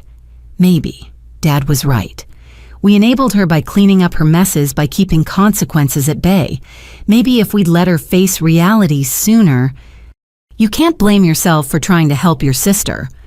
"Can I? Every time I co-signed something, bailed her out, kept Mom from seeing the truth I thought I was helping. But I was just delaying this inevitable explosion." Patricia returned, sliding her phone into her purse. "It's done. They'll want to interview you both tomorrow afternoon. Tonight, they're putting alerts on all your accounts and starting surveillance on Derek. If he tries to use your information, they'll know immediately." "What about Amy?" "That depends on how cooperative she is. If she testifies against Derek and the ring provides evidence, she might avoid jail time. If she doubles down and protects him..." Patricia shrugged eloquently. Just then my phone buzzed with a text from an unknown number. The message was a photo Amy and Derek at what looked like a motel champagne bottles, evident her still in her ruined bridesmaid dress. The caption read, "Thanks for the wedding cash. D." "He's taunting us," Michael said, reading over my shoulder. "No," Patricia corrected, studying the image. "He's creating evidence. Look at the background. That's the Starlight Motel on Highway 99. Known drug den. He's setting her up to take the fall if things go south." My phone rang. Dad's name on the screen at 1:30 a.m. couldn't mean anything good. "Jordan, thank God," he said when I answered.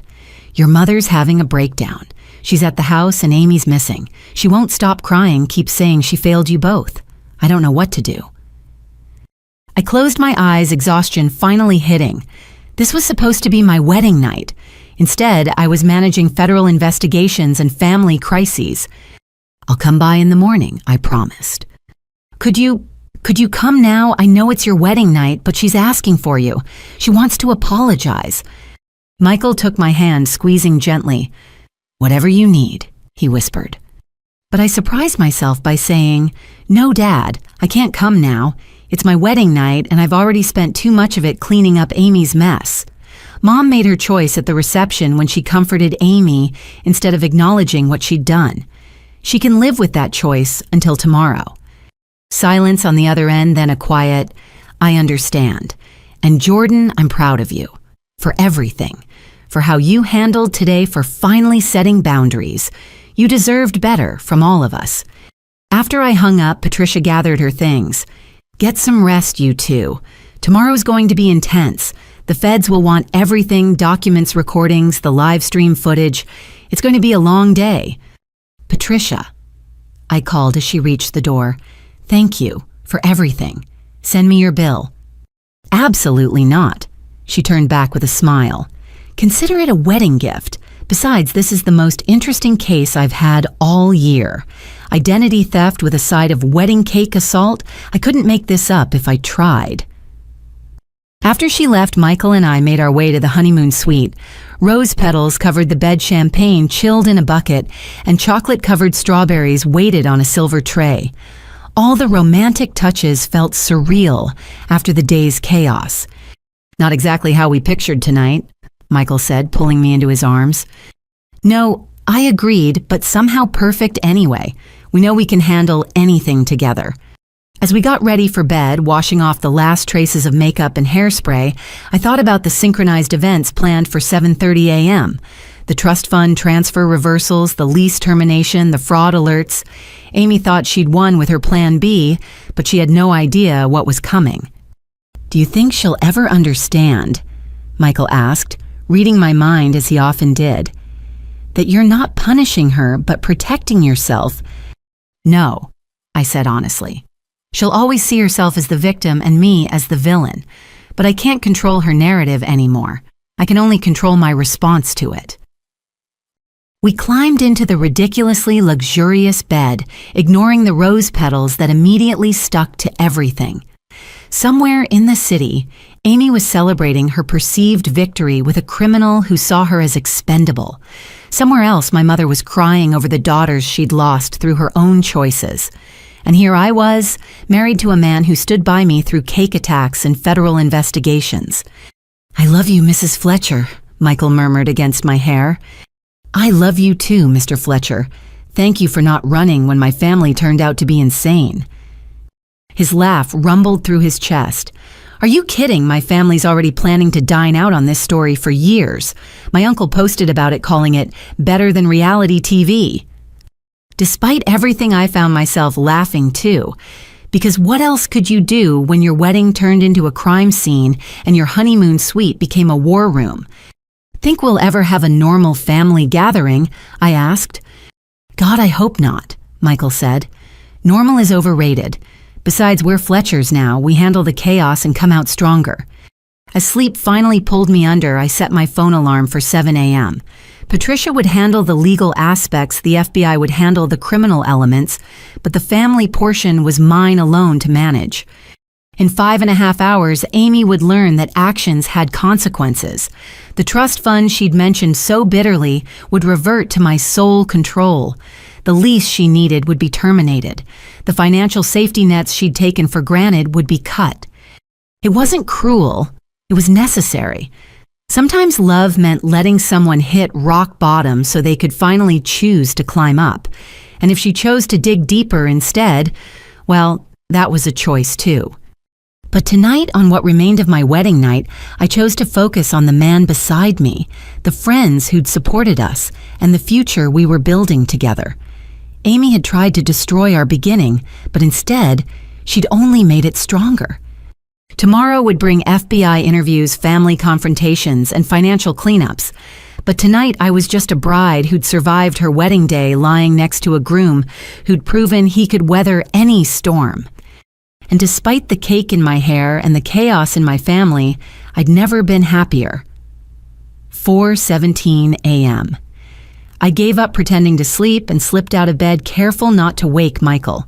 The honeymoon suite's floor-to-ceiling windows offered a view of the city lights, and I stood there in the hotel robe planning the synchronized demolition of my sister's safety nets. My laptop sat on the desk where I'd left it, and I powered it up quietly. Patricia had sent several emails overnight. The FBI wanted to meet at 2 p.m. Local police were investigating the motel where Derek and Amy were staying. 3 major credit card companies had confirmed fraudulent applications. But it was the last email that made my stomach drop. A forward from Patricia's forensic accountant friend found another dozen accounts, total exposure approaching $250,000. This is professional level identity theft. $250,000. $250,000 in fraudulent debt that Amy and Derek had tried to saddle me with. The number was so staggering I had to read it 3 times. I opened my banking app, grateful for the paranoia that had made me use different passwords for everything. All my actual accounts were intact, protected by 2-factor authentication Amy couldn't bypass. But the relief was temporary. If even one of those fraudulent accounts had gone through... "Can't sleep," Michael's voice came from behind me. "Sorry, didn't mean to wake you." He wrapped his arms around me from behind, reading the screen over my shoulder. When he saw the number, he whistled low. They really went all in, didn't they? Derek's a professional. Amy just thought she was using him, but he was using her the whole time. I leaned back against his chest. She gave him everything he needed to destroy me, and he would have, with or without her permission. "What time do the transfers reverse?" 7:30. I've got everything queued up. I showed him the scheduled transactions. Trust fund reversion, lease termination, college fund freeze. All legal, all within my rights as trustee and co-signer. "You're not having second thoughts?" "No, but I am documenting everything." I gestured to the notebook where I'd been writing timestamps and events. Every decision, every action, every reason. So when this eventually goes to court, no one can say I acted impulsively or vindictively. Michael poured us coffee from the sweets machine and we sat together watching the sunrise. By 6:30, my phone was buzzing with messages. Dad asking if I was awake, Sarah checking if we needed anything, even a text from Emma, my cousin, who'd first warned me about seeing Amy at the casino. "Heard about last night. Stay strong. Some family you choose, some you just survive." At 7:15, I opened the trust management portal. The Dorothy Anderson Trust established by our grandmother 5 years before her death, with clear stipulations. Educational expenses only until age 25 or completion of a degree program. Amy was 24, no degree, and had violated every term by using the funds for gambling. "You sure about this?" Michael asked one more time. "She announced on livestream that I was hoarding family resources," I replied. "Called me out for controlling her inheritance. Well, now she'll understand what actual control looks like." 7:30 a.m. I hit execute on the first transaction. $30,000 transferred from Amy's education sub-account back to the main trust. The system immediately sent an automated notification to her email. Next, the lease termination. As co-signer, I had the right to withdraw with 30 days' notice. But given the evidence of fraud, the property management company had agreed to immediate termination with cause. Finally, the college fund Margaret had been paying into thinking Amy was still enrolled. I didn't empty it, that wasn't mine to take, but I did freeze it, requiring both Margaret's and my signatures for any withdrawals. My phone exploded within minutes. Amy calling, declined. Amy texting, "What did you do?" Amy calling again, declined. Derek calling from Amy's phone, blocked. Margaret calling. I almost answered that one, then remembered her choosing Amy's side last night. Declined. More texts from Amy escalating in rage and panic. "You can't do this. That's my money. I'll sue you. Mom, make her stop. Answer your phone. This is illegal. I hate you." Then finally, the one I'd been expecting. "Fine, you win. I'll tell you everything about Derek. Just give me my money back." I screenshot every message, forwarding them to Patricia. Evidence of her acknowledgement that she'd been working with Derek, that she knew what she'd done was wrong. How long before she figures out the FBI is involved? Michael wondered. My phone rang with a blocked number. This time I answered. "You think you're so smart." Amy's voice was different, harder, scarier. "But you just made a big mistake." "Amy." "Shut up. You took everything from me, everything. So now I'm going to take everything from you. Derek has friends, Jordan. The kind of friends who don't care about FBI investigations or court orders. The kind who know where you live, where you work, where your precious Michael works. Are you threatening me? I'm promising you. You have 24 hours to reverse those transfers and publicly apologize for humiliating me at your reception. Or Derek's friends start making life very difficult for you. Amy, listen to yourself. You're threatening violence over money that was never yours. Money you were stealing to pay gambling debts. It was mine. She was screaming now. Grandma left it to both of us. You just decided you knew better like always. Perfect Jordan making decisions for everyone else. The trust had conditions. I don't care about conditions. I care about survival. Do you know what they'll do to me if I can't pay? Do you even care? I care enough to stop you from digging deeper. Amy, Derek is using you. He's setting you up to take the fall for his crimes. The FBI... She hung up. I stared at my phone, then carefully saved the recording. Yes, I'd been recording. Patricia's advice to document everything included phone calls. We should call the FBI now, Michael said. That was a credible threat. It was a scared girl lashing out. I corrected, though my hands were shaking. But you're right, we need to report it.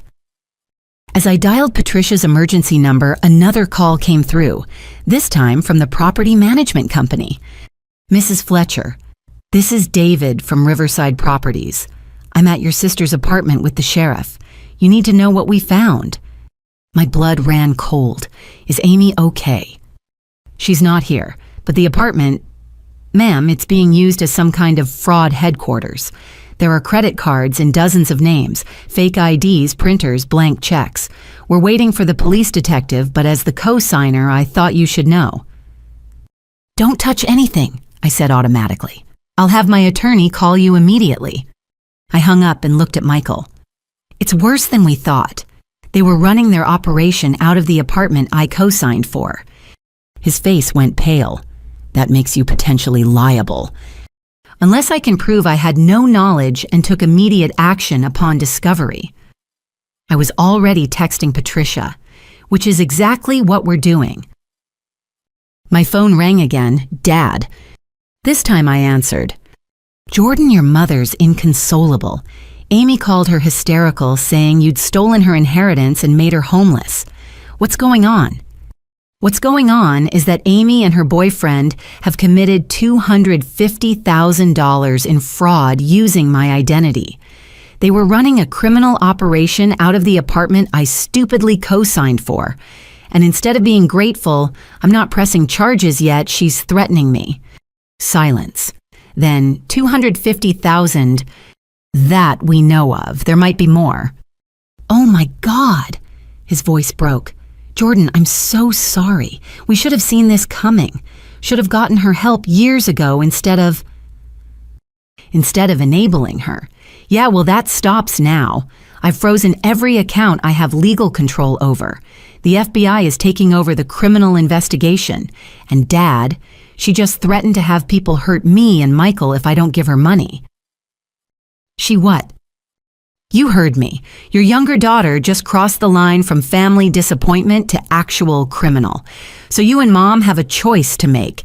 You can either help her face reality and maybe avoid prison, or you can keep enabling her straight into a federal penitentiary.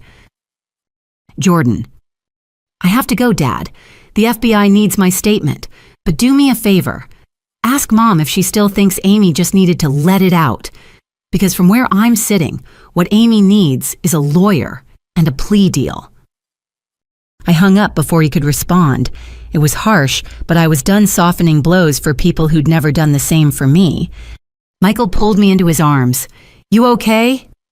I will be. We need to pack. I don't think we're making our honeymoon flight. He kissed my forehead. Bora Bora will still be there next month.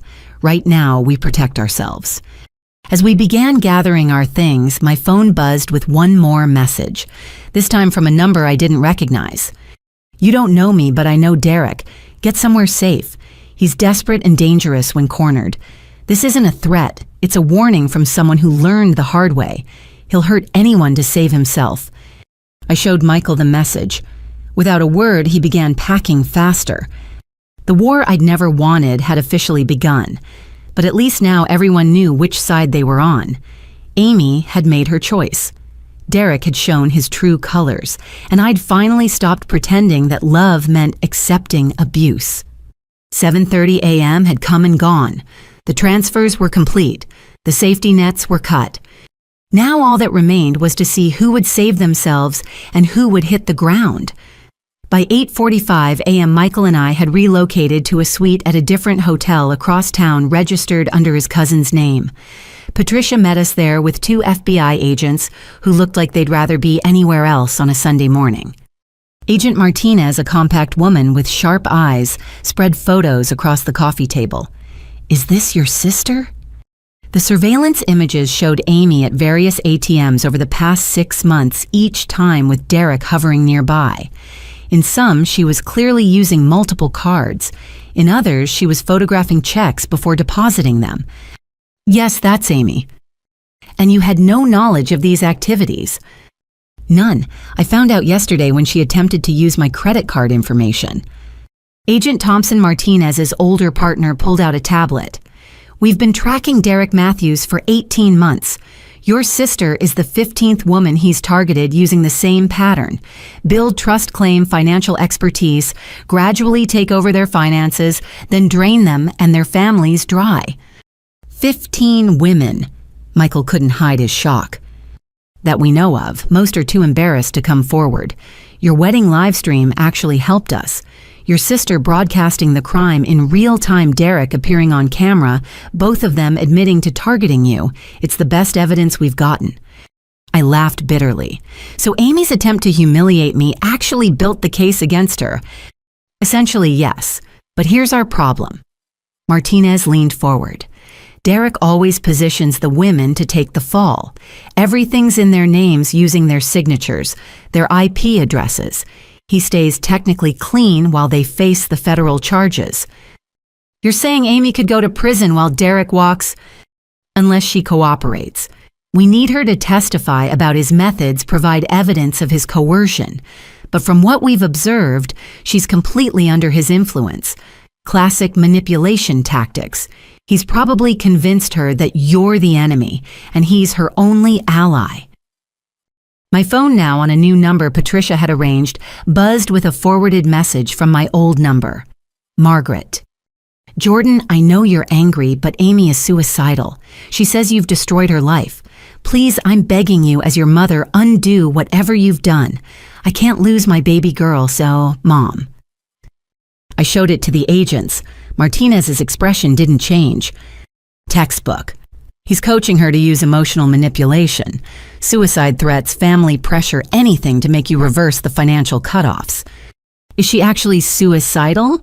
I asked, hating that I had to question it. "In our experience, unlikely. Derek's victims are too useful to him alive. But we'll request a wellness check at their last known location." Thompson pulled up more files on his tablet. "Here's what's going to happen in the next few hours. The banks will start calling about the fraudulent accounts. Creditors will begin collection attempts. Derek will realize the free money is cut off. That's when things typically escalate. Escalate how? He'll either abandon her, immediately leaving her to face the consequences alone, or double down with increasingly desperate schemes. Based on his pattern, I'm betting on abandonment. He's got warrants in 3 states. He won't stick around for a federal investigation." Patricia, who'd been taking notes, spoke up. "My client needs protection. Amy threatened violence, mentioned Derek's associates would target Jordan and her husband." Martinez nodded. "We can arrange surveillance on your home and workplaces. But honestly, Derek doesn't have the connections he claims. He's a small-time con artist who preys on vulnerable women. The dangerous associates are usually other bottom feeders who scatter at the first sign of law enforcement." "Usually," Michael pressed. "There's always a chance he's desperate enough to try something stupid, which is why we're here." Thompson stood gathering the photos. "We need you to maintain normal routines as much as possible. Go to work, live your lives, but stay alert. Don't meet with Amy alone, don't respond to threats, and document everything." "What about my parents?" I asked. "My mother is clearly being manipulated too." "We'll speak with them after we leave here. They need to understand that helping Amy evade prosecution makes them accessories. Usually that's enough to secure cooperation." After the agents left, Patricia, Michael, and I sat in exhausted silence. Room service coffee grew cold as we processed the morning's revelations. 15 women, Michael finally said. "He's done this 15 times. And Amy was supposed to be number 16, I added. Except she picked the wrong target, someone with a lawyer friend and the sense to document everything. Patricia pulled out her laptop. "Speaking of documentation, the calls are starting to come in. 17 credit inquiries flagged as fraudulent. 4 approved cards already maxed out. 2 personal loans totaling $30,000. And this is just what the automated systems are catching." My phone rang with another forwarded call, this time Dad. "Patricia Chen speaking." Patricia answered, having advised me not to take direct calls. I could hear Dad's voice tinny through the speaker. "I need to speak with my daughter. This is an emergency." "Mr. Anderson, I'm Jordan's attorney. Any communication needs to go through me right now." "Attorney, for God's sake, this is family." "This is a federal criminal investigation, Mr. Anderson. Your daughter Amy has committed extensive identity theft and fraud. She's made threats of violence. This is no longer a family matter." Silence. Then, "How bad is it?" Patricia looked at me. I nodded. "Current estimate is over $250,000 in fraudulent debt. Amy and her associate Derek Matthews were running a sophisticated fraud operation. The FBI is now involved. Your daughter Jordan has done nothing wrong except trust her sister with a co-signed lease that was turned into a criminal headquarters." "Oh God," his voice was barely a whisper. "Margaret won't believe it. She thinks Jordan is being vindictive about the wedding." "Mr. Anderson, federal agents will be contacting you today. I strongly advise you to cooperate fully and encourage Amy to turn herself in. With cooperation, she might avoid significant jail time. Without it..." Patricia let the sentence hang. "I understand. Can I at least tell Jordan I love her, that I'm sorry?" Patricia looked at me again. I shook my head, tears finally threatening to fall. I couldn't handle his emotions on top of my own right now. "She knows, Mr. Anderson, but right now she needs to protect herself. When Amy is ready to face reality and get help, we can discuss family reconciliation. Until then, please respect her boundaries." After she hung up, I finally let myself cry. Michael held me as months of stress and years of dysfunction poured out. The strong facade I'd maintained through cake attacks and fraud discoveries finally cracked. "She's my little sister," I sobbed. "I taught her to ride a bike. I helped her with homework. How did we get here?" "Hey," Michael said softly, tilting my face up. "You didn't do this. Amy made choices. Your parents enabled those choices. You just finally stopped playing along." "But what if Mom's right? What if she does hurt herself?" Patricia sat beside us, uncharacteristically gentle. "Jordan, I've handled dozens of family fraud cases. The suicide threats are almost always manipulation. But even if Amy is genuinely struggling, giving in to her demands won't help. It just reinforces that threats work." My phone buzzed with another forwarded message, this time a photo from an unknown number. It showed our house taken from across the street. The caption read, "Nice place. Be a shame if something happened to it." Michael was calling 911 before I even processed what I was seeing. Patricia was already forwarding to the FBI agents. Within minutes, Martinez called back. "We've dispatched units to your house. Pack what you need for a few days. You're not going home until we locate Derek and Amy." "This is insane," I said, staring at the photo. "This is my sister. My sister is threatening my home." "No," Martinez corrected firmly. "Derek Matthews is threatening your home using your sister as cover. She might not even know he sent that photo. This is what he does, escalate situations to keep victims off balance." Another call came through, this time from the property management company that owned Amy's apartment. Mrs. Fletcher. The police are done processing the scene. We found approximately $50,000 in merchandise hidden in the unit. Electronics, jewelry, designer goods, all with tags from different stores. We believe they were using stolen credit cards to buy items for resale. $50,000 in stolen goods in the apartment I'd co-signed for.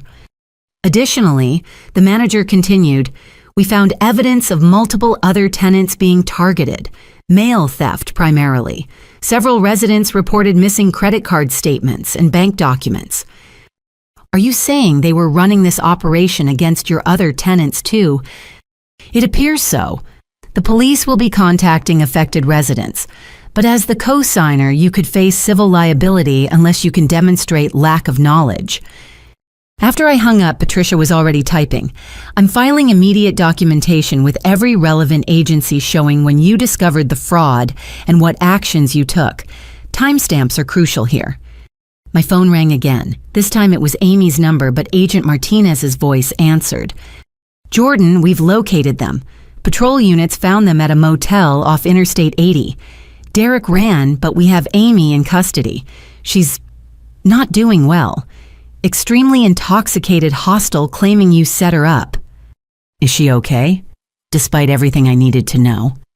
Physically, yes. Mentally, she needs help. We're taking her for psychiatric evaluation before booking. She'll be appointed a public defender, but if your family wants to hire someone... I looked at Michael, then Patricia, the same sister who'd destroyed my wedding, stolen my identity, and threatened my home, who'd chosen a criminal over family and greed over love. That's up to my parents, I said finally. I can't be involved in her defense. Understood. We'll be in touch about your statement. And Mrs. Fletcher, you did the right thing. I know it doesn't feel like it, but you potentially saved your sister's life. Derek's last two victims didn't fare as well. What happened to them? One overdosed on pills he provided. The other is in witness protection after testifying against him. Your sister was heading down one of those paths until you cut off the money. After Martinez hung up, the three of us sat in stunned silence. It was 9:30 a.m. on what should have been the first day of our honeymoon. Instead, we were in a hotel room under false names, while FBI agents arrested my sister and searched for her criminal boyfriend. The trust fund transfer saved her, Michael said quietly. If you'd let her keep accessing money, Derek would have used her until she had nothing left, then discarded her like the others. Or worse, Patricia added. These guys don't leave witnesses when things go bad. Your cruelty in cutting her off probably kept her alive. I thought about Amy in custody, drunk and angry, blaming me for her situation. About my mother probably getting the call right now that her younger daughter had been arrested. About the 15 other women who'd fallen for Derek's manipulation, their lives destroyed by trusting the wrong person. What happens now? I asked. Patricia pulled up her files. Now we clean up the mess. Every fraudulent account contested, every stolen item documented, every threat recorded. It'll take months to fully resolve, but your credit will be restored, your liability minimized. Amy will face charges, but with cooperation, probably get probation and mandated treatment. And Derek, with any luck, federal prison for a very long time. My phone buzzed one more time, a text from my old number forwarded by the service. Jordan, this is Mom. Amy's been arrested. I hope you're happy. You've destroyed our family. I will never forgive you for this. You are no longer my daughter. I stared at the words, waiting for them to hurt. Instead, I felt only a strange lightness. The mother who'd enabled Amy's destruction, who'd chosen the abuser over the abused, who'd watched my wedding cake assault and thought Amy needed to let it out that Mother had just set me free. You okay? Michael asked, reading the message. You know what I am. I deleted the message. I have you. I have friends who support me. I have a career Amy couldn't steal and a future she couldn't destroy. If losing a toxic family is the price of keeping those things, I'll pay it. Patricia smiled, the first genuine smile I'd seen from her all morning. That might be the healthiest thing I've heard you say. Now let's order room service and plan how to salvage your honeymoon. The FBI can handle the criminals. Your job is to start your marriage." As Michael called room service and Patricia typed away on her laptop, I stood at the window looking out at the city. Somewhere out there, Amy was facing the consequences of her choices. Margaret was learning that enabling had a price, and Derek was running from a reckoning 15 women deserved to see. 7:30 a.m. had come and gone. The revelations were complete. The family I'd tried so hard to save had chosen to destroy itself rather than change. But in losing them, I'd found something better: the freedom to build a life without dysfunction, manipulation, or abuse. The freedom to love without conditions and trust without fear. The sun climbed higher in the sky, warming the room. It was a new day, the first of my married life, and despite everything, I was exactly where I needed to be. 3 days after my wedding, I sat in my childhood home's living room, the same space where Amy and I had played as children, where we'd opened Christmas presents and blown out birthday candles. Now it felt like a crime scene heavy with accusations and broken trust. Dad sat in his old recliner, looking like he'd aged 10 years in 72 hours. Margaret occupied the couch tissues, clutched in her hand, refusing to make eye contact with me. Between us, spread across the coffee table, lay the evidence. Patricia had compiled bank statements, credit reports, printed screenshots of Amy's live stream, and a stack of fraudulent applications an inch thick. $287,000. Dad said, his voice hollow. The final tally is $287,000 in attempted fraud. "Thomas, please," Margaret whispered. "Do we have to do this?" "Yes, Margaret, we do." His voice gained strength. "Our younger daughter is sitting in county jail on federal charges. Our older daughter is in protective custody because of threats made against her life. So yes, we have to do this." I hadn't wanted this meeting. Michael and Patricia had both advised against it. But when Dad called saying he had information from Amy's public defender that I needed to hear, I couldn't stay away. Michael waited in the car, ready to leave if things escalated. "The lawyer says Amy's looking at 5 to 7 years if convicted on all counts," Dad continued. "Identity theft fraud, conspiracy making terroristic threats. Our baby girl, Margaret. How did we get here?" "We got here because Jordan turned her in." Margaret finally looked at me, her eyes red with fury. Her own sister. She could have handled this privately, but no, she had to involve the FBI. "I didn't involve anyone," I said evenly. "Amy involved them when she connected with a career criminal, when she threatened my life, when she used my apartment as a fraud headquarters. You took everything from her." Margaret stood pacing to the window, her college fund, her home, her future. I took back what was mine to protect, and thank God I did. I pulled out the newest piece of evidence, the one Dad had called about. "Tell her what Amy's lawyer found Dad." He lifted a printout with shaking hands. Derek Matthews wasn't just running fraud. He was recording everything, every intimate moment with Amy. He has videos, photos, all saved to cloud storage. Margaret's face went white. "What?" "He records all his victims." I explained, my voice gentler now. "Uses it as blackmail if they try to leave or testify against him. Amy thought she was his girlfriend. She was just his mark." 15 other women, Dad added, all thinking they were special, all ending up destroyed in debt, some of them. He couldn't finish. 2 suicide attempts I supplied, 1 successful. That's who Amy chose over family. Margaret sank back onto the couch, the fight draining out of her. She said she loved him, said he understood her in ways we never did. He understood how to manipulate her, how to use her anger at me to his advantage.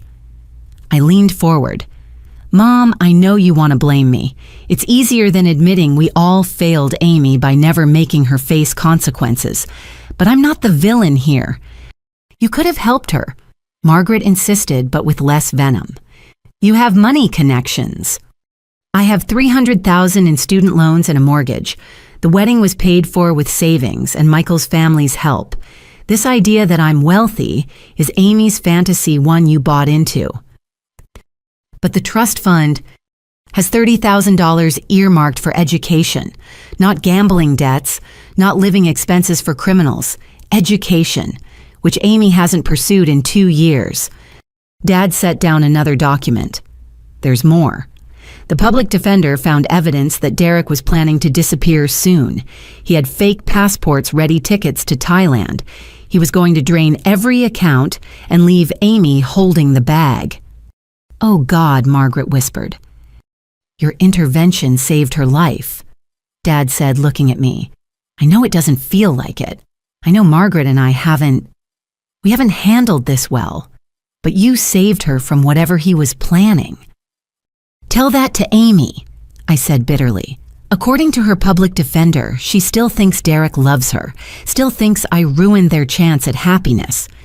"She's confused," Margaret said weakly, "traumatized. When she gets out, when she gets help, I'll have a restraining order waiting." The words hung in the air like a blade. "I'm done, Mom. This isn't confusion or trauma talking. This is who Amy chose to become." "She's your sister. She threatened to have me killed. She destroyed my wedding. She tried to steal my identity and ruin my career. Being related doesn't give her a free pass to destroy my life." Dad pulled out his phone, scrolling to something. "I need you both to hear this. It's a voicemail Amy left me from jail." He hit play. Amy's voice filled the room, slurred but venomous. "Dad, I hope you're happy. Your precious Jordan won. She gets to play victim while I rot in here. But this isn't over. When I get out, I'm going to finish what Derek started. She thinks she's safe with her lawyer and her FBI friends. She has no idea what I'm capable of. Tell Mom I love her. Tell Jordan to watch her back." The recording ended. Margaret had gone pale, one hand pressed to her mouth. "That's from yesterday," Dad said quietly. "After 3 days to sober up and think, she's still making threats." "She's hurt," Margaret said, but even she didn't sound convinced. "She's dangerous," I corrected. "And until you both accept that you're enabling her path to destruction." A knock at the door interrupted us. Dad answered it, returning with Agent Martinez and another FBI agent. "I apologize for interrupting," Martinez said, "but there's been a development. Derek Matthews was apprehended this morning trying to cross into Mexico." Relief flooded through me. "So he's in custody?" "He is, and he's trying to make a deal by providing information about his operation." She paused. "Including recordings that suggest Amy wasn't just a victim.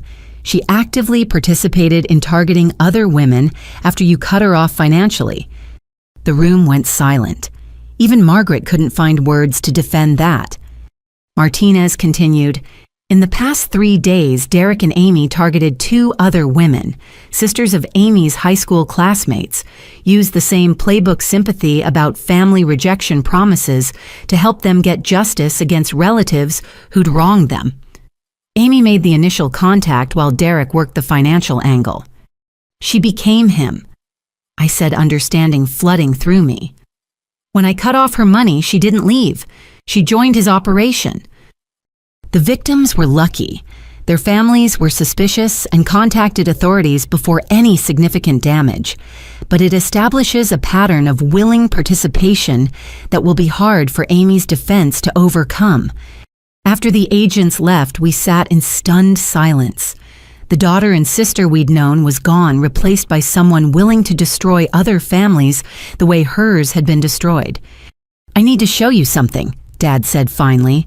He disappeared upstairs, returning with a box I recognized. Amy's childhood keepsakes, things Margaret had saved over the years. "I went through these last night," he said, opening the box, "looking for signs we missed, and I found this." He pulled out a diary one Amy had kept in high school. Pages were marked with sticky notes. "Read the marked entries," he said, handing it to me. I read, my heart sinking with each passage. Entry after entry detailed lies Amy had told, money she'd stolen from our parents' kids at school she'd manipulated. But what struck me most were her comments about me. "Jordan thinks she's so perfect. One day I'll show her what it feels like to lose everything. Stole $50 from Mom's purse. If anyone notices, I'll say I saw Jordan take it. Jordan got into Stanford. Everyone's so proud. I hope she fails and has to come crawling back. The entries went back years. This wasn't new behavior triggered by Derek. This was who Amy had always been. We knew she struggled, Dad said quietly, but we told ourselves it was normal sibling rivalry, teenage angst. We made excuses because facing the truth was too hard. Margaret took the diary with trembling hands, reading entries her husband had marked. With each page, her face crumpled more. "We failed her," she whispered. "We failed both of you. You needed protection from her and she needed help we refused to see she required."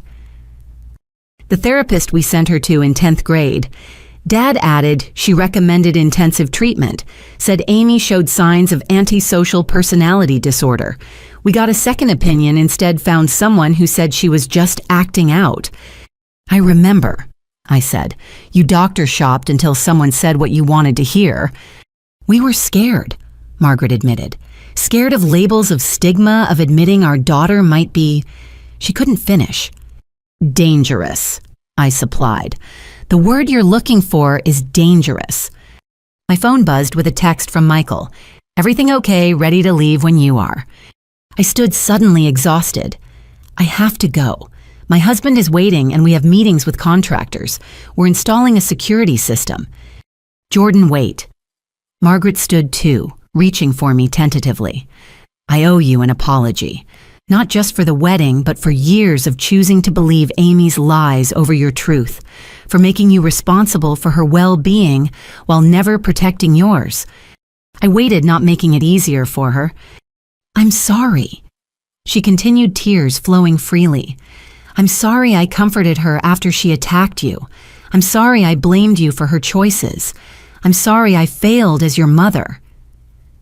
"I appreciate that," I said carefully, "but apologies don't undo damage.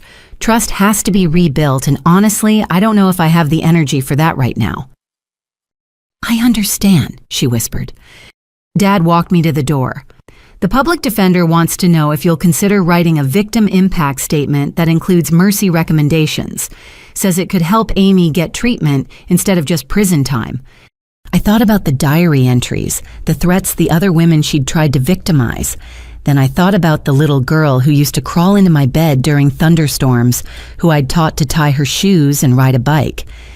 "I'll think about it," I said finally. "But Dad, whatever I decide will be about justice, not family loyalty. I'm done prioritizing Amy's needs over my safety." "I wouldn't expect anything else," he said. "You've grown into the kind of person Amy never could be, someone who sets boundaries and keeps them.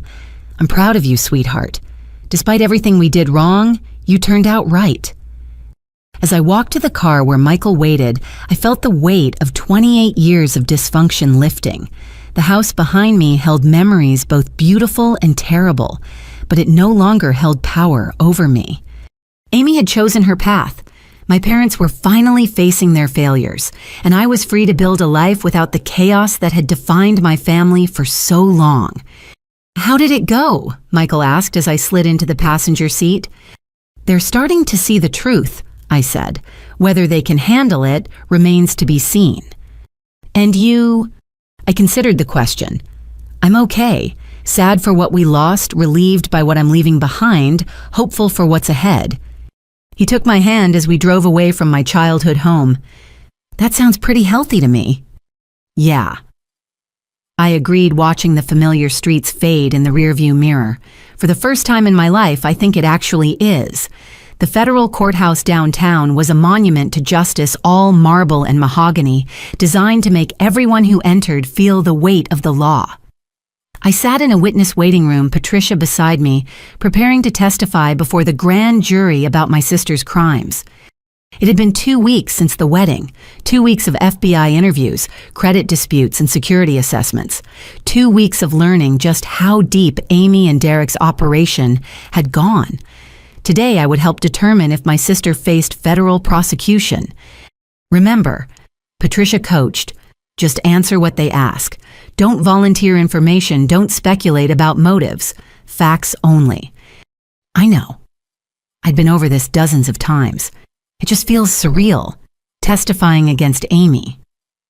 You're not testifying against her. You're testifying about crimes committed using your identity. There's a difference. The door opened and Agent Martinez appeared. They're ready for you, Mrs. Fletcher. The grand jury room was smaller than I'd expected, with 23 citizens seated in tiered rows, like a tiny amphitheater. The prosecutor assistant U.S. Attorney James Walsh stood at a podium.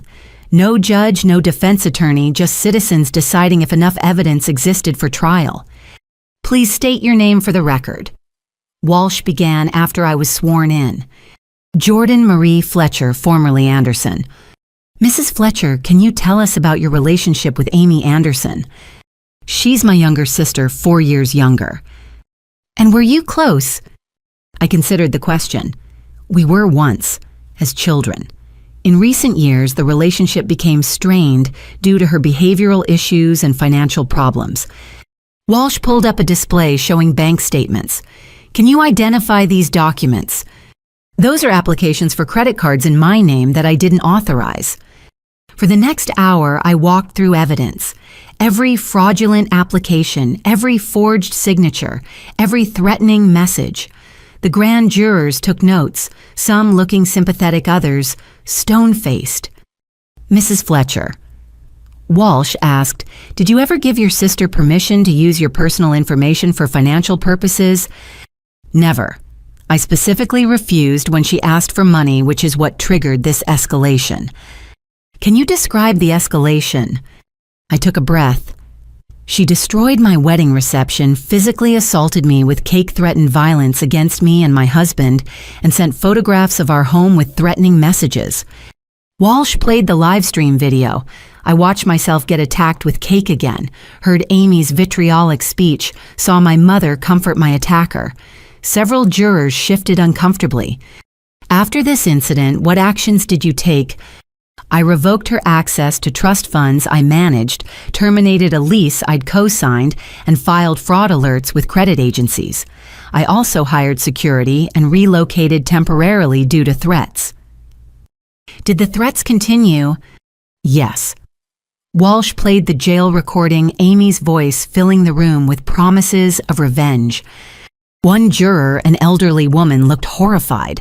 Another, a young man, shook his head in disgust. Mrs. Fletcher, what has been the impact of these crimes on your life? This was the hard part. Beyond the financial damage, which exceeds $250,000 in fraudulent debt, I've had to install security systems, change all my account numbers, and take time off work. My credit score dropped 200 points before we could freeze everything. My professional reputation at my law firm was questioned when creditors began calling.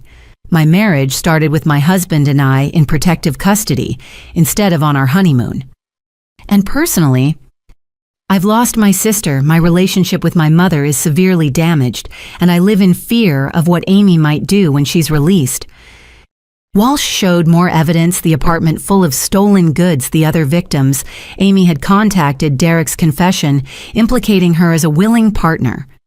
Based on all this evidence, Mrs. Fletcher, do you believe your sister willingly participated in these crimes? Patricia had warned me about this question. I had to be honest. Initially, I believed she was manipulated by Derek Matthews. The evidence now shows she became an active participant, even recruiting other victims. So yes, I believe she willingly participated. After 90 minutes, I was dismissed. Patricia and I retreated to a cafe nearby to wait. Within an hour, Walsh called the grand jury had indicted Amy on all counts.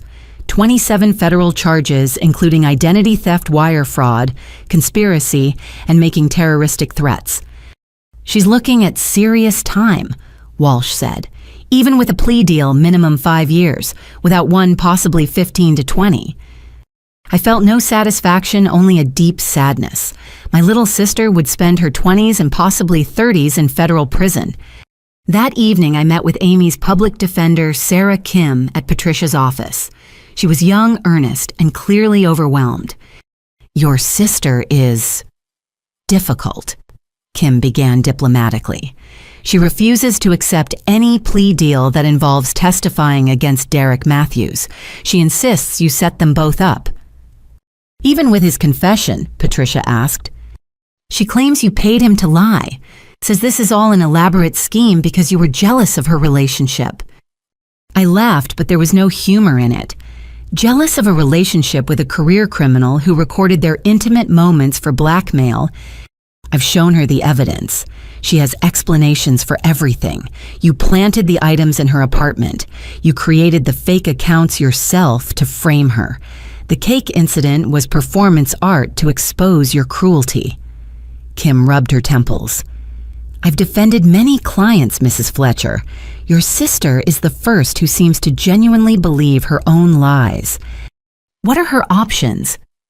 If she continues refusing to cooperate, trial, conviction, maximum sentences, the evidence is overwhelming.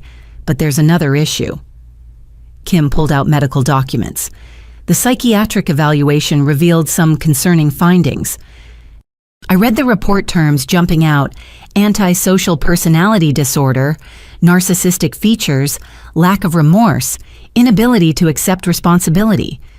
The psychiatrist believes she needs intensive treatment, not just incarceration, Kim explained. There's a federal medical facility that could provide both, but it requires her to acknowledge she needs help, which she won't do. Correct. She's also refused to see your parents.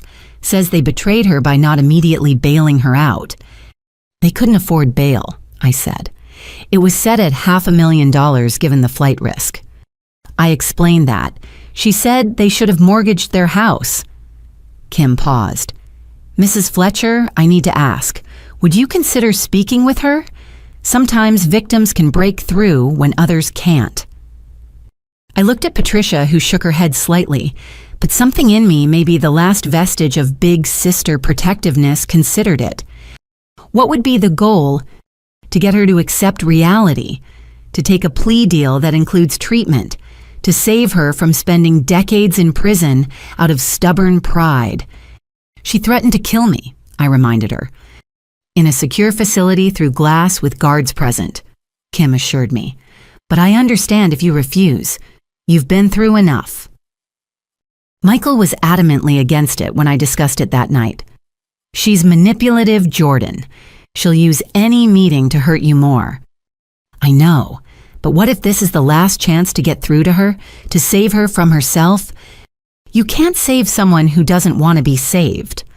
He was right, but the next morning I found myself agreeing to one meeting with strict conditions. Patricia would be present. The conversation would be recorded. Any threats or manipulation would end it immediately. 2 days later, I sat in the visiting room at the Federal Detention Center watching guards escort Amy in. She'd lost weight, her hair hung limp, and orange didn't suit her, but her eyes still blazed with rage. She sat down, picking up the phone on her side of the glass. Come to offer you a chance, I said evenly. Take the plea deal, get treatment, serve 5 to 7 instead of 20. I'm not taking any deal. Derek's lawyer says we can beat this. Derek already confessed and implicated you. He's testifying against you to reduce his own sentence. Her face contorted. You're lying. Patricia slid documents against the glass. Derek's signed confession clearly stating Amy was a willing participant who'd suggested targeting me. Amy read her face, cycling through emotions. Disbelief, hurt, rage. He loves me. He used you like he used 15 other women. You weren't special to him, Amy. You were convenient. Shut up. He recorded your intimate moments. He was planning to leave the country without you. He let you take all the risk while he stayed technically clean. Is that love? I said, shut up. She slammed her fist against the glass. Guards stepped closer. Amy, I said softly, you're 24. You could be out by 30 with treatment. You could have a life, but only if you stop protecting the man who destroyed you. You destroyed me. Tears streaming down her face now. You had everything and wouldn't share. You judged me, controlled me, made me feel worthless. I tried to help you. You turned that help into hatred. Your help always came with conditions. with lectures, with reminders of how perfect you were and how pathetic I was. There was truth in that, and it stung. You're right. I wasn't a perfect sister. I was judgmental sometimes, controlling sometimes. But Amy, that doesn't justify destroying my wedding, stealing my identity, threatening my life. You stole my life first. How by existing, by succeeding, by not enabling your gambling addiction. She went quiet, staring at me with those eyes that looked so much like our grandmother's. For a moment, I saw the little girl she'd been before the anger and entitlement consumed her. I hate you, she said finally, but it sounded more like grief than rage. I've always hated you. Since we were kids, you made everything look so easy while I struggled with everything. That wasn't my fault. No, but you never let me forget it. Every achievement, every success, every time Mom and Dad praised you, I felt smaller, and you knew it.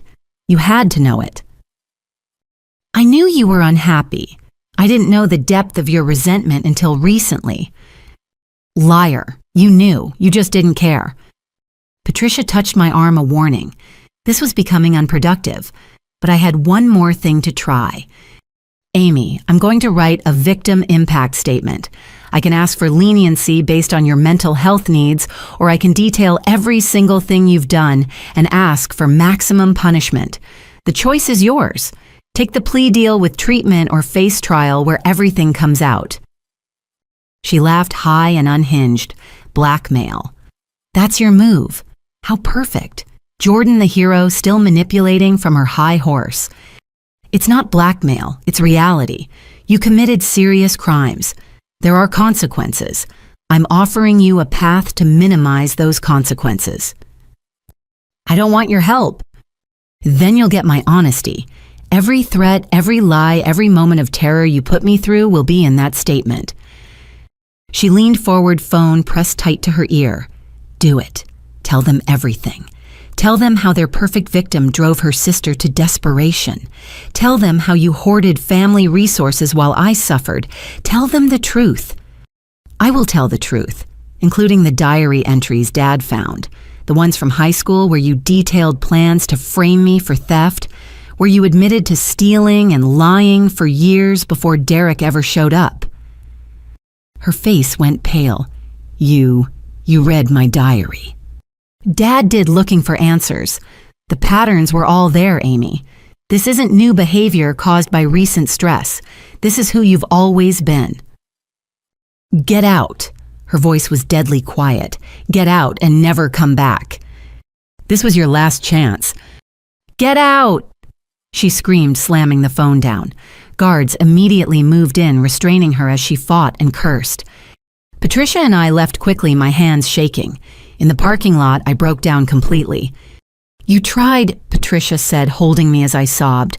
No one can say you didn't try. That night, I wrote my victim impact statement. I detailed the crimes, the threats, the destruction of my wedding. But I also included context about Amy's mental health needs and the recommendation for treatment alongside incarceration. It was the last act of sisterly love I could offer, honesty tempered with mercy. 3 weeks later, Amy stood for sentencing. She'd refused all plea deals, gone to trial, been convicted on all counts. The judge, reviewing my statement among others, sentenced her to 12 years in federal prison with mandatory mental health treatment. As they led her away, she turned to look at me one last time. No words, just a look that held years of resentment and pain. Then she was gone, and I was left to build a life in the aftermath of her destruction. The little sister I'd loved was gone, replaced by a stranger consumed with hatred. But I was free now, free to live without fear, without manipulation, without the toxic bond that had nearly destroyed us both.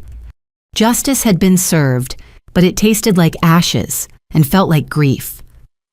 6 months after the trial, Margaret sat across from me at a quiet coffee shop, her hands wrapped around a cup she hadn't touched.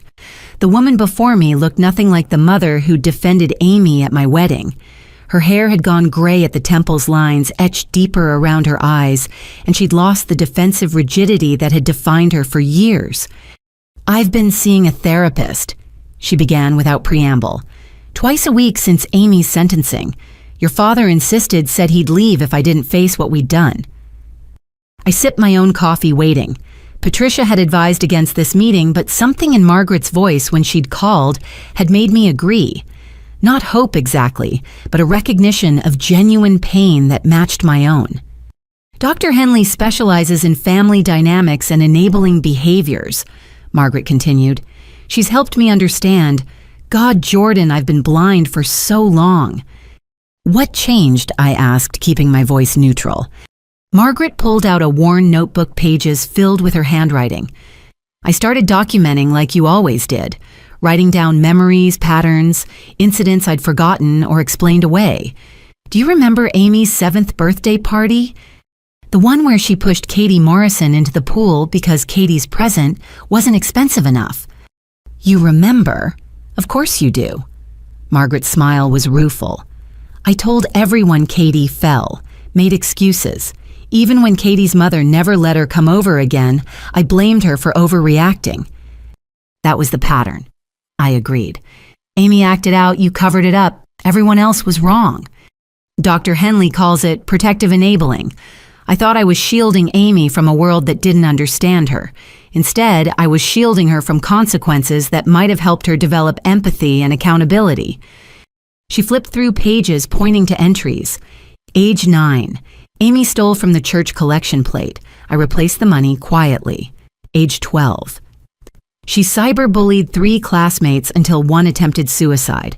I got her transferred to a different school rather than address it. Age 15. She was caught shoplifting. I paid off the store to avoid charges.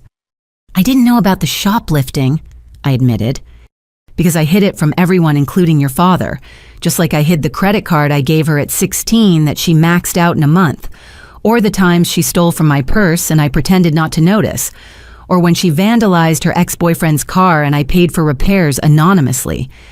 The litany continued, each revelation another piece of the puzzle. Margaret had documented 20 years of incidents, cover-ups, and missed opportunities for intervention. But the worst part, she said, voice breaking, is how I sacrificed you in the process. Every time I took Amy's side, every time I made you apologize for her behavior, every time I asked you to be the bigger person, I was telling you that your feelings didn't matter, that your safety didn't matter, that keeping Amy happy was more important than protecting you. Why? The question I'd wanted to ask for years came out as barely a whisper. Margaret closed her notebook, meeting my eyes directly. Because Amy was difficult from birth, colicky, demanding, never satisfied. You were easy, independent, responsible, self-soothing. I could leave you with a book and know you'd be fine. Amy required constant attention, constant management, constant damage control. So you gave it to her. I did, and somewhere along the way I confused giving her what she wanted with loving her. I thought if I just loved her enough, supported her enough, protected her enough, she'd eventually be okay. But Dr. Henley says I was actually preventing her from developing crucial life skills. By never letting her fail, I ensured she never learned to succeed. And I was collateral damage. You were more than that. You were... God, this is hard to admit. You were my proof that I wasn't a complete failure as a mother. Look, I could point to you and say, see, I raised this successful, accomplished daughter, so I couldn't be that bad. The honesty was brutal but necessary. Years of resentment I'd carried began to shift, not disappearing, but transforming into something more like understanding. I need to show you something, Margaret said, pulling out her tablet. She opened a video file. This is from the prison security footage. Amy's therapist shared it with her permission, hoping it might help our family healing. On screen, Amy sat in what looked like a group therapy session. She was speaking her voice different than I'd ever heard it. Vulnerable. Scared. I destroyed everything, Amy was saying. My relationship with my sister, my parents' marriage, my future. And for what? Because I couldn't stand that Jordan was successful. Because I felt entitled to things I hadn't earned. Derek saw that ugliness in me and exploited it, but the ugliness was already there. Another patient asked her something inaudible. No, Amy responded. That's the thing. Jordan tried to help so many times. She offered to tutor me in high school. She helped me with job applications. She co-signed that lease even though I'd already burned her before. I hated her for being able to help. Hated that she had her life together while mine was chaos. It was easier to blame her than look at myself. The therapist's voice came through. And what do you see when you look at yourself now? Amy was quiet for a long moment. Someone who chose destruction over growth. Someone who had a family that loved her and threw it away for a con artist who saw me as a mark. Someone who needs to be here getting help, facing consequences. Margaret stopped the video. That was from last week. It's the first time she's taken any responsibility. Is she manipulating the therapist? I had to ask. The therapist doesn't think so. She says Amy's had a breakdown of her defensive mechanisms. Without Derek reinforcing her victim narrative, without me enabling her, without you to blame, she's had to confront herself. It's been brutal. We sat in silence processing. The coffee shop buzzed around us with normal life people working on laptops, friends chatting a world where sisters didn't destroy each other's weddings and mothers didn't enable criminals. I've written you so many letters, Margaret said suddenly, trying to find the words to apologize. But how do you apologize for a lifetime of wrong choices? How do you make amends for damage that can't be undone? You start by doing what you're doing, I said. Getting help, taking responsibility, not asking me to forgive and forget for the sake of family harmony. I'm not asking for forgiveness. I haven't earned it. I wanted you to know that I see it now. All of it. The favoritism, the enabling, the way I made you responsible for Amy's emotions while never protecting yours. Do you remember, I asked, when Amy broke my clarinet before the state competition, you made me tell everyone I dropped it, made me apologize to her for being upset. I remember. You'd practiced for months. It was your junior year, scouts were coming. And I made it about Amy's feelings because she felt excluded from your music success. That was when I stopped trusting you, I admitted. Not when you took her side at my wedding, not during the trial. When I was 17 and realized my mother would rather protect my sister's ego than my dreams. Margaret wiped away tears. I know. I see it in every family photo after that. The distance in your eyes. The way you started sharing, less visiting, less needing less. You protected yourself the only way you could by pulling away. And you let me. Actually, you seemed relieved. I was. God help me, I was relieved when you went to college across the state. When you got your own apartment instead of moving home. When you built a life that didn't include daily Amy drama because it meant I could focus on her without feeling guilty about neglecting you. Except you were neglecting me. Just because I could take care of myself didn't mean I didn't need a mother.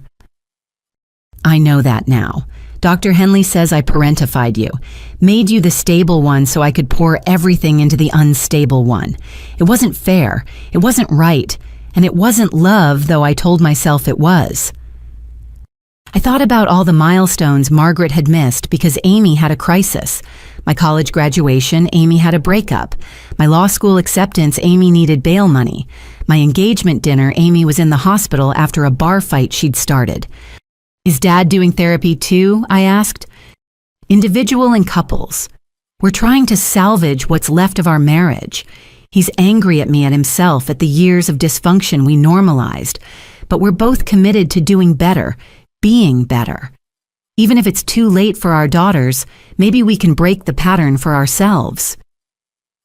It's not too late for us, I said carefully. But it can't go back to how it was. I won't pretend the past didn't happen or minimize my pain to make you comfortable. If we rebuild anything, it has to be honest. That's more than I dared hope for, Margaret whispered. We talked for another hour, not about Amy or the trial or the trauma, but about small things. The book club Margaret had joined, the cooking classes she was taking, the way she was learning to fill her time with her own interests instead of managing Amy's chaos. As we prepared to leave, Margaret pulled out one more thing, a photo album I recognized. "I found this while cleaning out Amy's room," she said. "I thought you might want it." I opened it to find pictures from our childhood, before the theft and lies and resentment. Photos of Amy on my lap, both of us grinning, teaching her to ride a bike, reading her bedtime stories. The big sister I'd been before I learned protecting myself meant pulling away. "We weren't always broken," Margaret said softly. "That doesn't excuse anything, but maybe it means something. That there was love there once, even if we buried it under dysfunction." I tucked the album into my bag. "Thank you. And Mom, keep doing the work. With or without me in your life, keep doing the work. You deserve to know who you are without the enabling, without the crisis management, without the constant Amy drama." "She gets out in 11.5 years, Margaret said. "I want to be healthier by then, strong enough to have boundaries, wise enough not to fall back into old patterns." That's a good goal. We hugged awkwardly in the parking lot, two women trying to bridge a canyon carved by years of wrong choices. It wasn't reconciliation exactly, but it was a start. A painful, necessary awakening to truths that had been hidden under enabling and resentment for too long. As I drove home to Michael, I thought about the video of Amy in therapy, taking responsibility for the first time in her life. It didn't undo the damage or erase the crimes, but maybe it meant she could build something better in the ruins of who she'd been. And maybe, just maybe the rest of us could too. The conference room at the Hilton was packed with over 300 attendees, all victims or family members of identity theft. I stood at the podium looking out at faces that mirrored my own journey. Shock, betrayal, the particular grief that comes when family is the perpetrator. "My name is Jordan Fletcher. I began, and my sister stole my identity. Not just my financial identity, though that was devastating enough. She tried to steal my sense of safety, my trust in family, my belief that love could overcome dysfunction. Today I want to talk about surviving family fraud and rebuilding when the foundation of family itself has been shattered." It had been 2 years since my wedding, 18 months since Amy's sentencing. The nonprofit I'd founded, Family Fraud Survivors, had grown from a support group in my living room to a national organization. We provided legal resources, emotional support, and most importantly, validation for people society expected to forgive and forget because it's family. When I first discovered the extent of my sister's crimes, I continued, well-meaning people said things like, "She's sick, not evil," or "Family is forever," or my personal favorite, "You'll regret cutting her off." But what they didn't understand was that keeping her in my life was killing me financially, emotionally, spiritually. Heads nodded throughout the room. These people knew. They'd heard the same platitudes, faced the same pressure to prioritize family bonds over personal safety. After my presentation, I facilitated a panel with 3 other survivors. Marcus, whose mother had opened 17 credit cards in his name. Elena, whose brother had sold her house while she was deployed overseas. David, whose father had drained his children's college funds for gambling debts. The hardest part, Elena said, was that everyone expected me to protect him. "He's old, he's my father. How could I send him to prison? But he stole my children's futures. Where was his protection of us?" "My family split completely," Marcus added. "Half sided with my mother saying addiction is a disease. The other half supported me pressing charges. Holidays are complicated now." The audience questions were painful in their familiarity.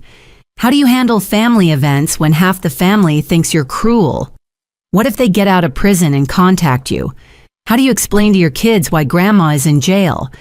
I answered as best I could, sharing my own strategies, the security systems that made me feel safe, the therapy that helped me process guilt, the boundaries I maintained even when they hurt. Remember, I concluded, protecting yourself isn't betrayal. Refusing to enable criminal behavior isn't cruelty.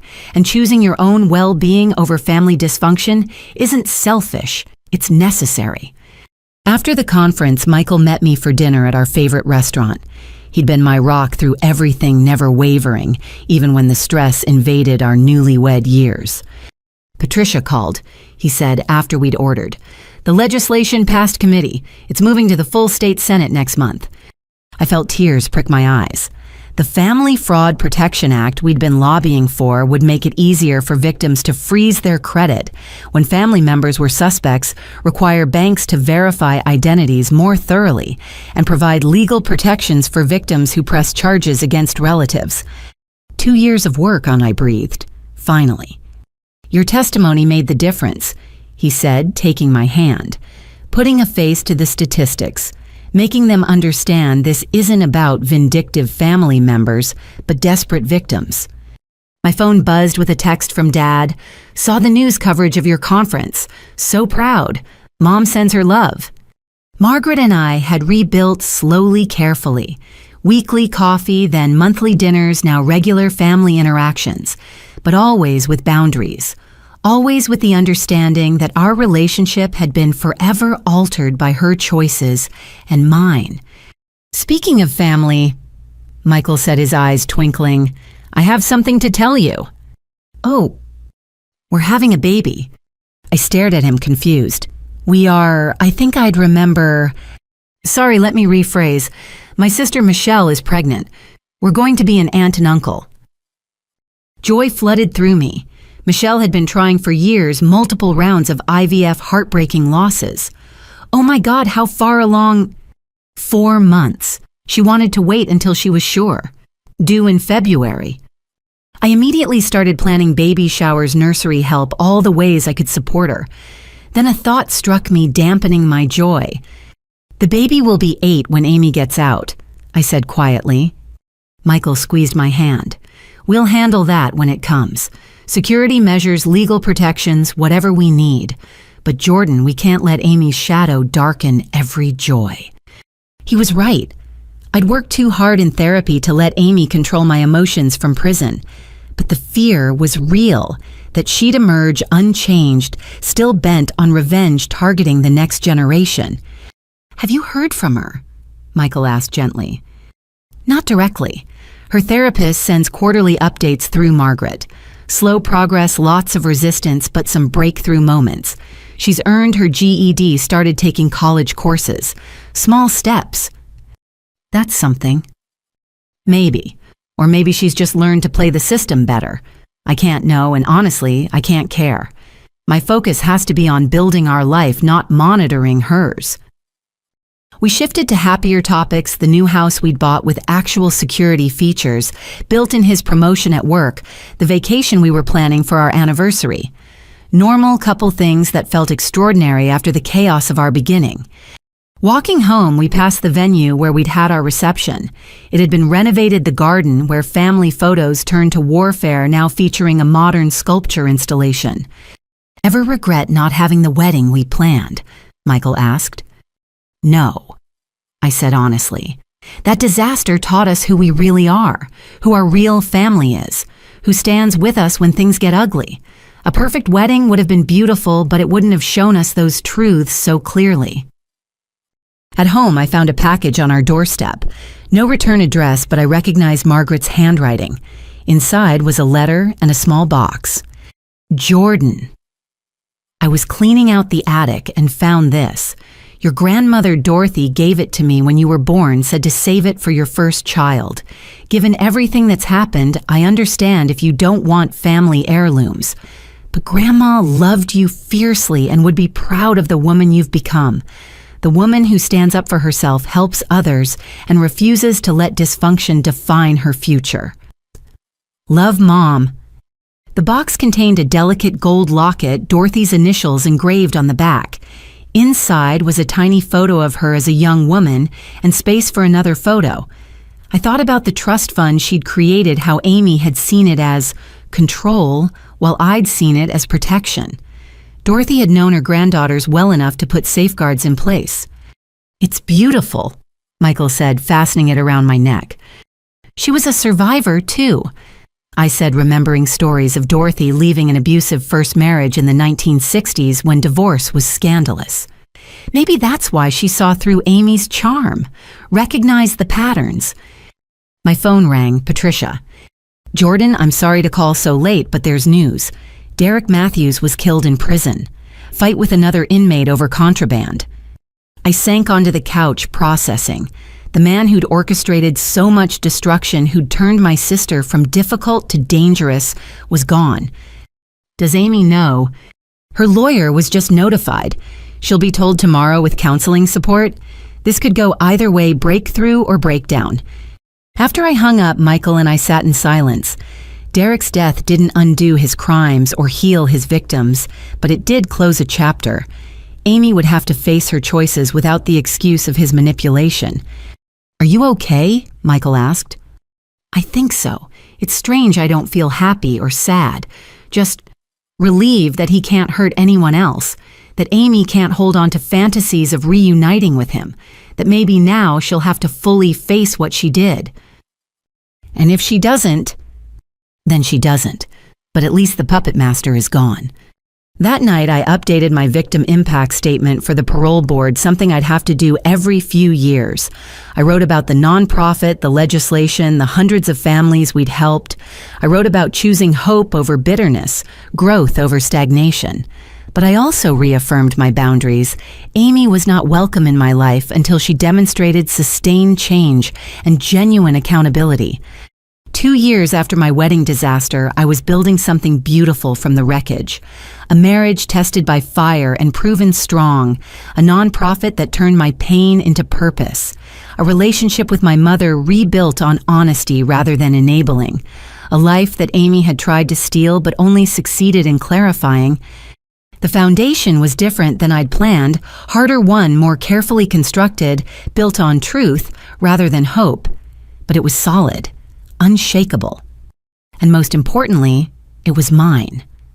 The call came on a Tuesday afternoon while I was reviewing contracts at my desk. The caller ID showed the Federal Correctional Institution where Amy was housed, and my finger hovered over the decline button. But something made me answer. "Mrs. Fletcher, this is Dr. Sarah Winters, Amy Anderson's psychiatrist. I'm calling with your sister's permission regarding a matter of some urgency." My stomach tightened. "Is she okay?" "Physically, yes, but she's made a significant breakthrough in treatment and there's a time-sensitive situation I need to discuss with you. Would it be possible to meet in person? I can come to you." 2 days later, I sat across from Dr. Winters in a private room at the nonprofit's office. She was younger than I'd expected, with kind eyes and an intensity that suggested she took her work seriously. "First, I want to say how much your victim impact statements have helped Amy's treatment," she began. "Not the parts about the crimes, but your acknowledgement of the family dysfunction. It gave us a framework to explore how enabling and resentment shaped her choices." "I tried to be fair," I said carefully. "You were, more than fair, which brings me to why I'm here." Dr. Winters pulled out a file. 3 months ago, Amy was approached by federal investigators about a financial fraud ring operating across multiple prisons. Derek Matthews was part of it before his death. They're using inmates' families as unwitting mules for money laundering and identity theft. My blood went cold. "Are you saying Amy's involved?" "The opposite. She recognized the recruitment tactics. They were identical to what Derek used on her. Instead of participating, she reported it. She's been working undercover for the FBI for the past 12 weeks, documenting the operation." I stared at her, unable to process what I was hearing. Amy. My sister, Amy. Working with law enforcement. Dr. Winters smiled slightly. "I know it seems impossible given her history, but she said something that stuck with me. I know exactly how these people think because I used to be one of them. Maybe I can stop them from creating more victims like Jordan." She handed me a letter, Amy's handwriting neater than I remembered. "Jordan, I don't expect you to read this, but Dr. Winters said I should write it anyway. I've been working with the FBI to expose a fraud ring that targets inmates' families. It's run by people like Derek predators who look for vulnerable women with relatives they can exploit. I'm not doing this for reduced time or special treatment. My sentence is fair. I earned every day of it. I'm doing it because for the first time in my life, I understand what it feels like to protect instead of destroy." They showed me letters from victims, women whose children stole their identities, parents whose savings were drained, siblings torn apart. I saw myself in every perpetrator and you in every victim. and I finally understood what I put you through. I know this doesn't undo anything. I know you'll probably never trust me again. But maybe I can stop someone else's sister from making my mistakes. Maybe I can save another family from what I did to ours. I don't need you to forgive me. I haven't forgiven myself, but I wanted you to know that I'm trying to be better. Not for parole boards or early release, but because I finally understand that being better is its own reward. Your sister, if I can still call myself that, Amy. I set the letter down with shaking hands. Is this real, not another manipulation? The FBI thinks so. Her intelligence has led to 17 arrests and prevented an estimated $3 million in attempted fraud. She's testified via video link in 2 federal cases, despite threats from other inmates. She's risking her safety to do this. Why are you telling me this?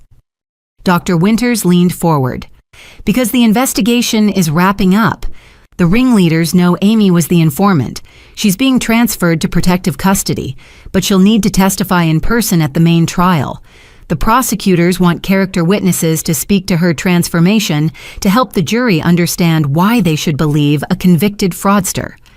You want me to testify that Amy's changed based on one letter, and your word.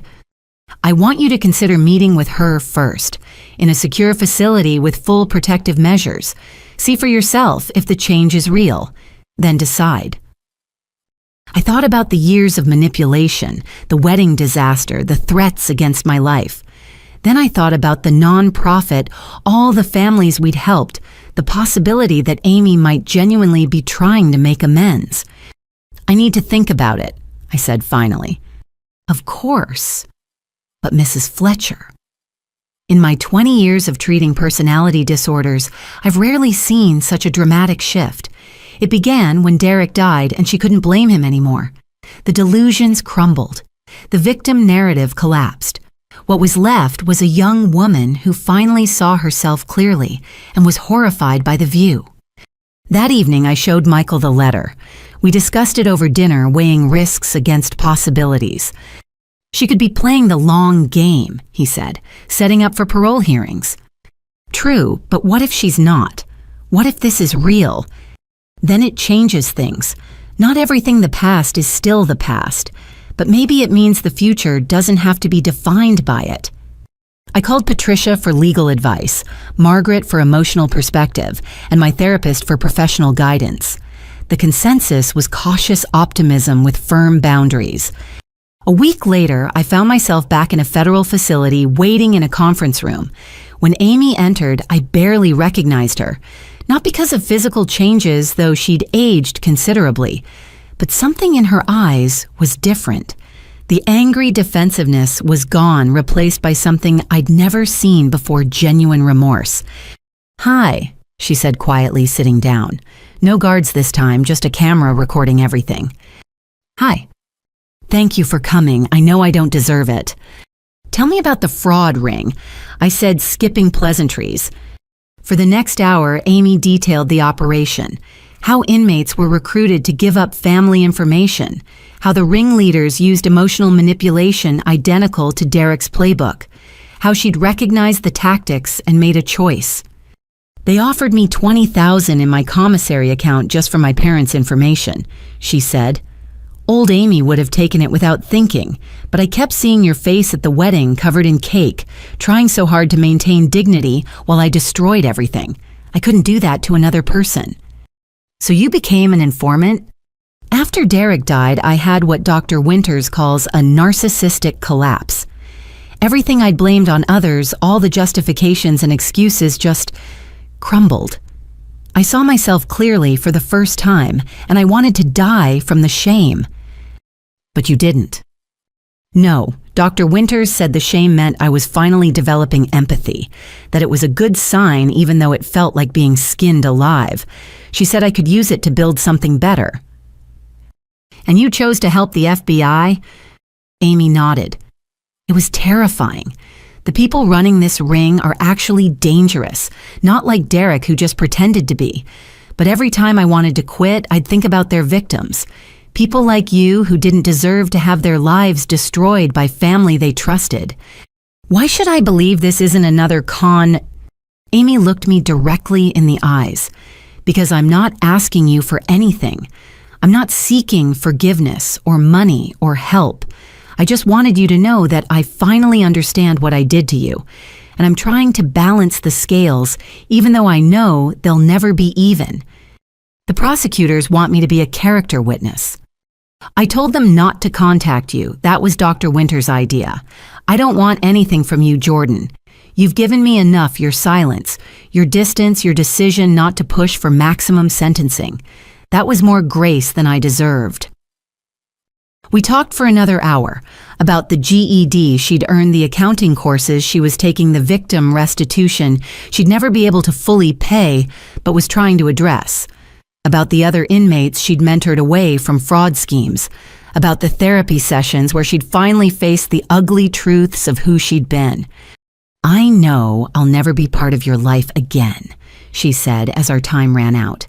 I accepted that when I destroyed your wedding, but I wanted to tell you in person that you were right to cut me off, right to press charges, right to protect yourself.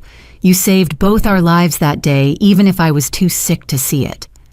As the guards prepared to take her back, Amy stood and did something unexpected. She bowed her head slightly, a gesture of genuine respect. Be happy, Jordan. Be free.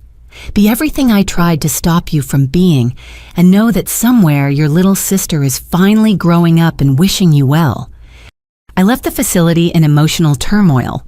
The sister I'd known was gone, replaced by someone taking accountability and trying to make amends.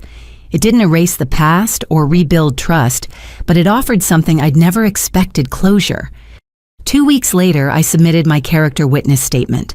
Not effusive praise or blanket forgiveness, but honest acknowledgement of the changes I'd observed. Amy's work with the FBI had protected dozens of families from fraud. That meant something even from someone who'd perpetrated those same crimes. The trial made national news, a massive fraud ring exposed by an unlikely informant. Amy testified for 3 days, detailing everything, despite visible threats from the defendants.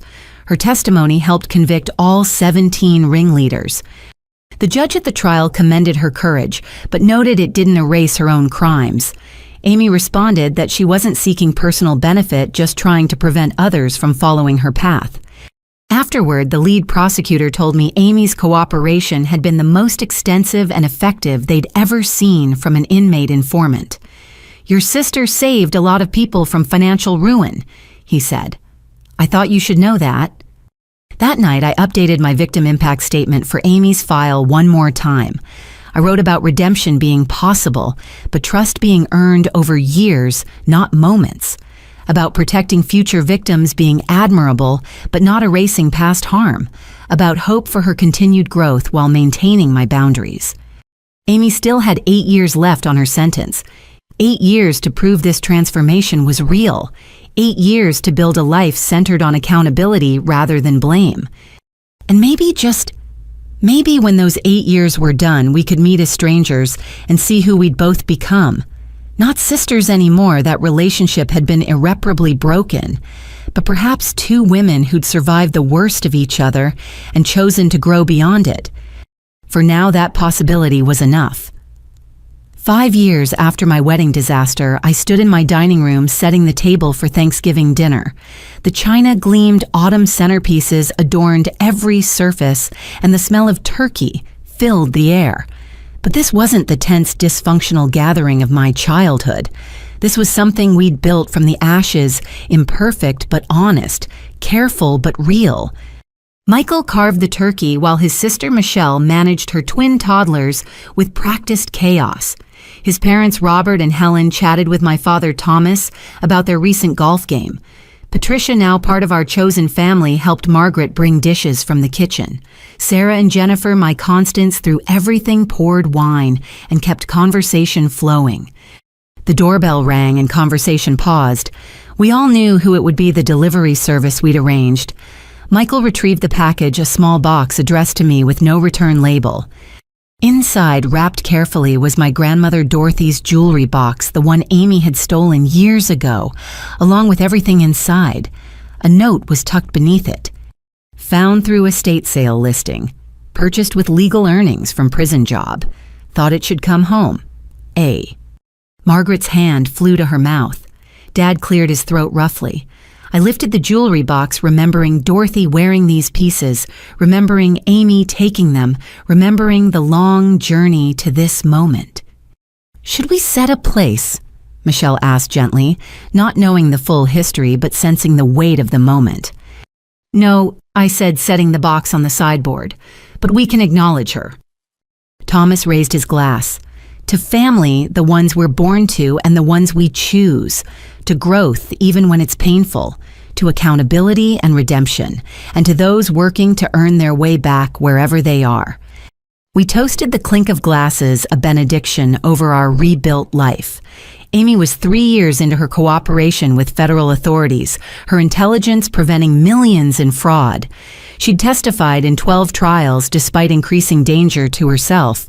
The prosecutor's office sent updates she was using her accounting education to teach financial literacy to other inmates, trying to break cycles before they started.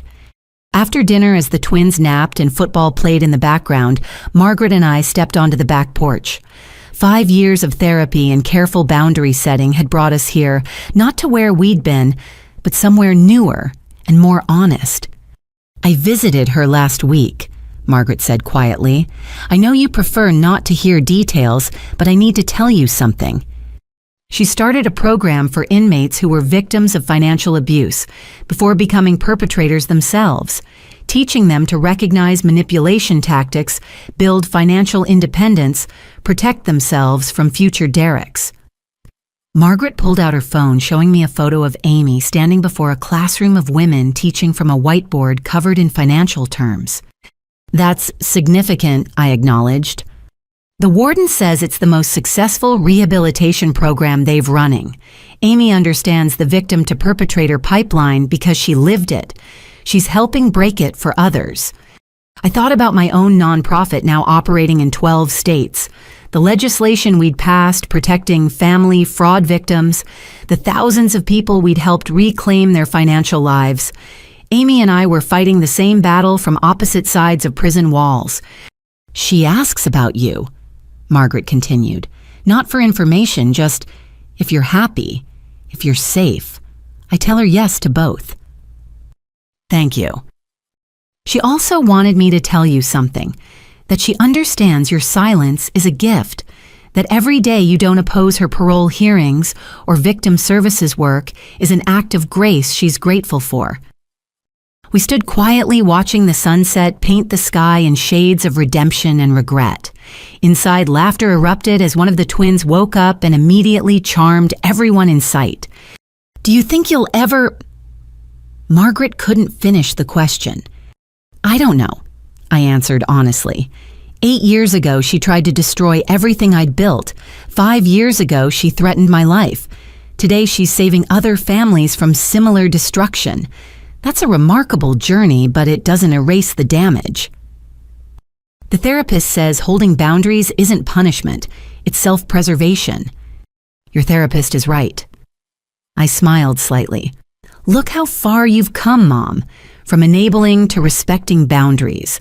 That's its own remarkable journey. Later, as guests departed with leftover pie and warm hugs, Michael and I cleaned up together. The domestic rhythm soothed us a far cry from our chaotic beginning. Patricia mentioned the Times wants to do a feature on the nonprofit, he said, drying dishes. 5-year anniversary piece. Including the Amy angle, you'd have to decide how much to share. I considered it.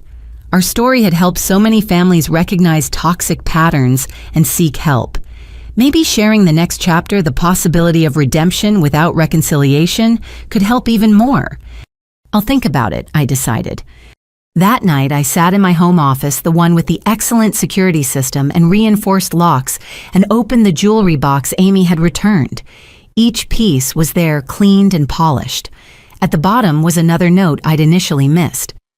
Jordan, I know returning stolen items doesn't undo the theft. But Dr. Winters says making amends means action, not words. So I'm trying to return everything I took, starting with what can actually be given back. The trust, the safety, the sisterhood, Those I destroyed forever. But Grandma's jewelry belongs with you. You're the granddaughter she'd be proud of. Amy. P.S. The robbery charges from the pawnshop break-in were dropped when I proved ownership and paid damages. Your credit report should be clear of that incident now. I hadn't even known about pawnshop charges, another mess she'd created and quietly cleaned up. It didn't change the big picture, but it showed consistent effort. My laptop chimed with a video message from Patricia. She was at her own family gathering, slightly wine-flushed and happy. Just wanted to say thanks for being the friend who turned trauma into purpose. Love you, lady. Hope your Thanksgiving was drama-free. Drama-free. Such a simple concept that had once seemed impossible. Now it was our normal, chosen family, honest relationships, boundaries, respected love without conditions or manipulation. The doorbell rang again. Michael called out, "I've got it." He returned with an envelope, thick, legal-sized, requiring signature. Inside were documents from Amy's victim restitution fund. She'd managed to pay back $30,000 through prison wages, educational tutoring, and selling her story rights to a documentary about fraud rehabilitation. It would never match the full amount of damage, but the consistent payments showed commitment. There was also a sealed letter marked, "Only if you want to read it." I set it aside, not ready yet. Maybe not ever, and that was okay. 5 years post-wedding, our life looked nothing like we'd planned. Instead of the perfect album photos, we had security cameras. Instead of normal family gatherings, we had carefully orchestrated visits with verified guest lists. Instead of sisterly bonds, we had a chasm bridged only by legal documents and third-party updates. But we also had truth, growth, purpose, born from pain. A marriage tested by fire and proven unbreakable. Chosen family who showed up when biology failed.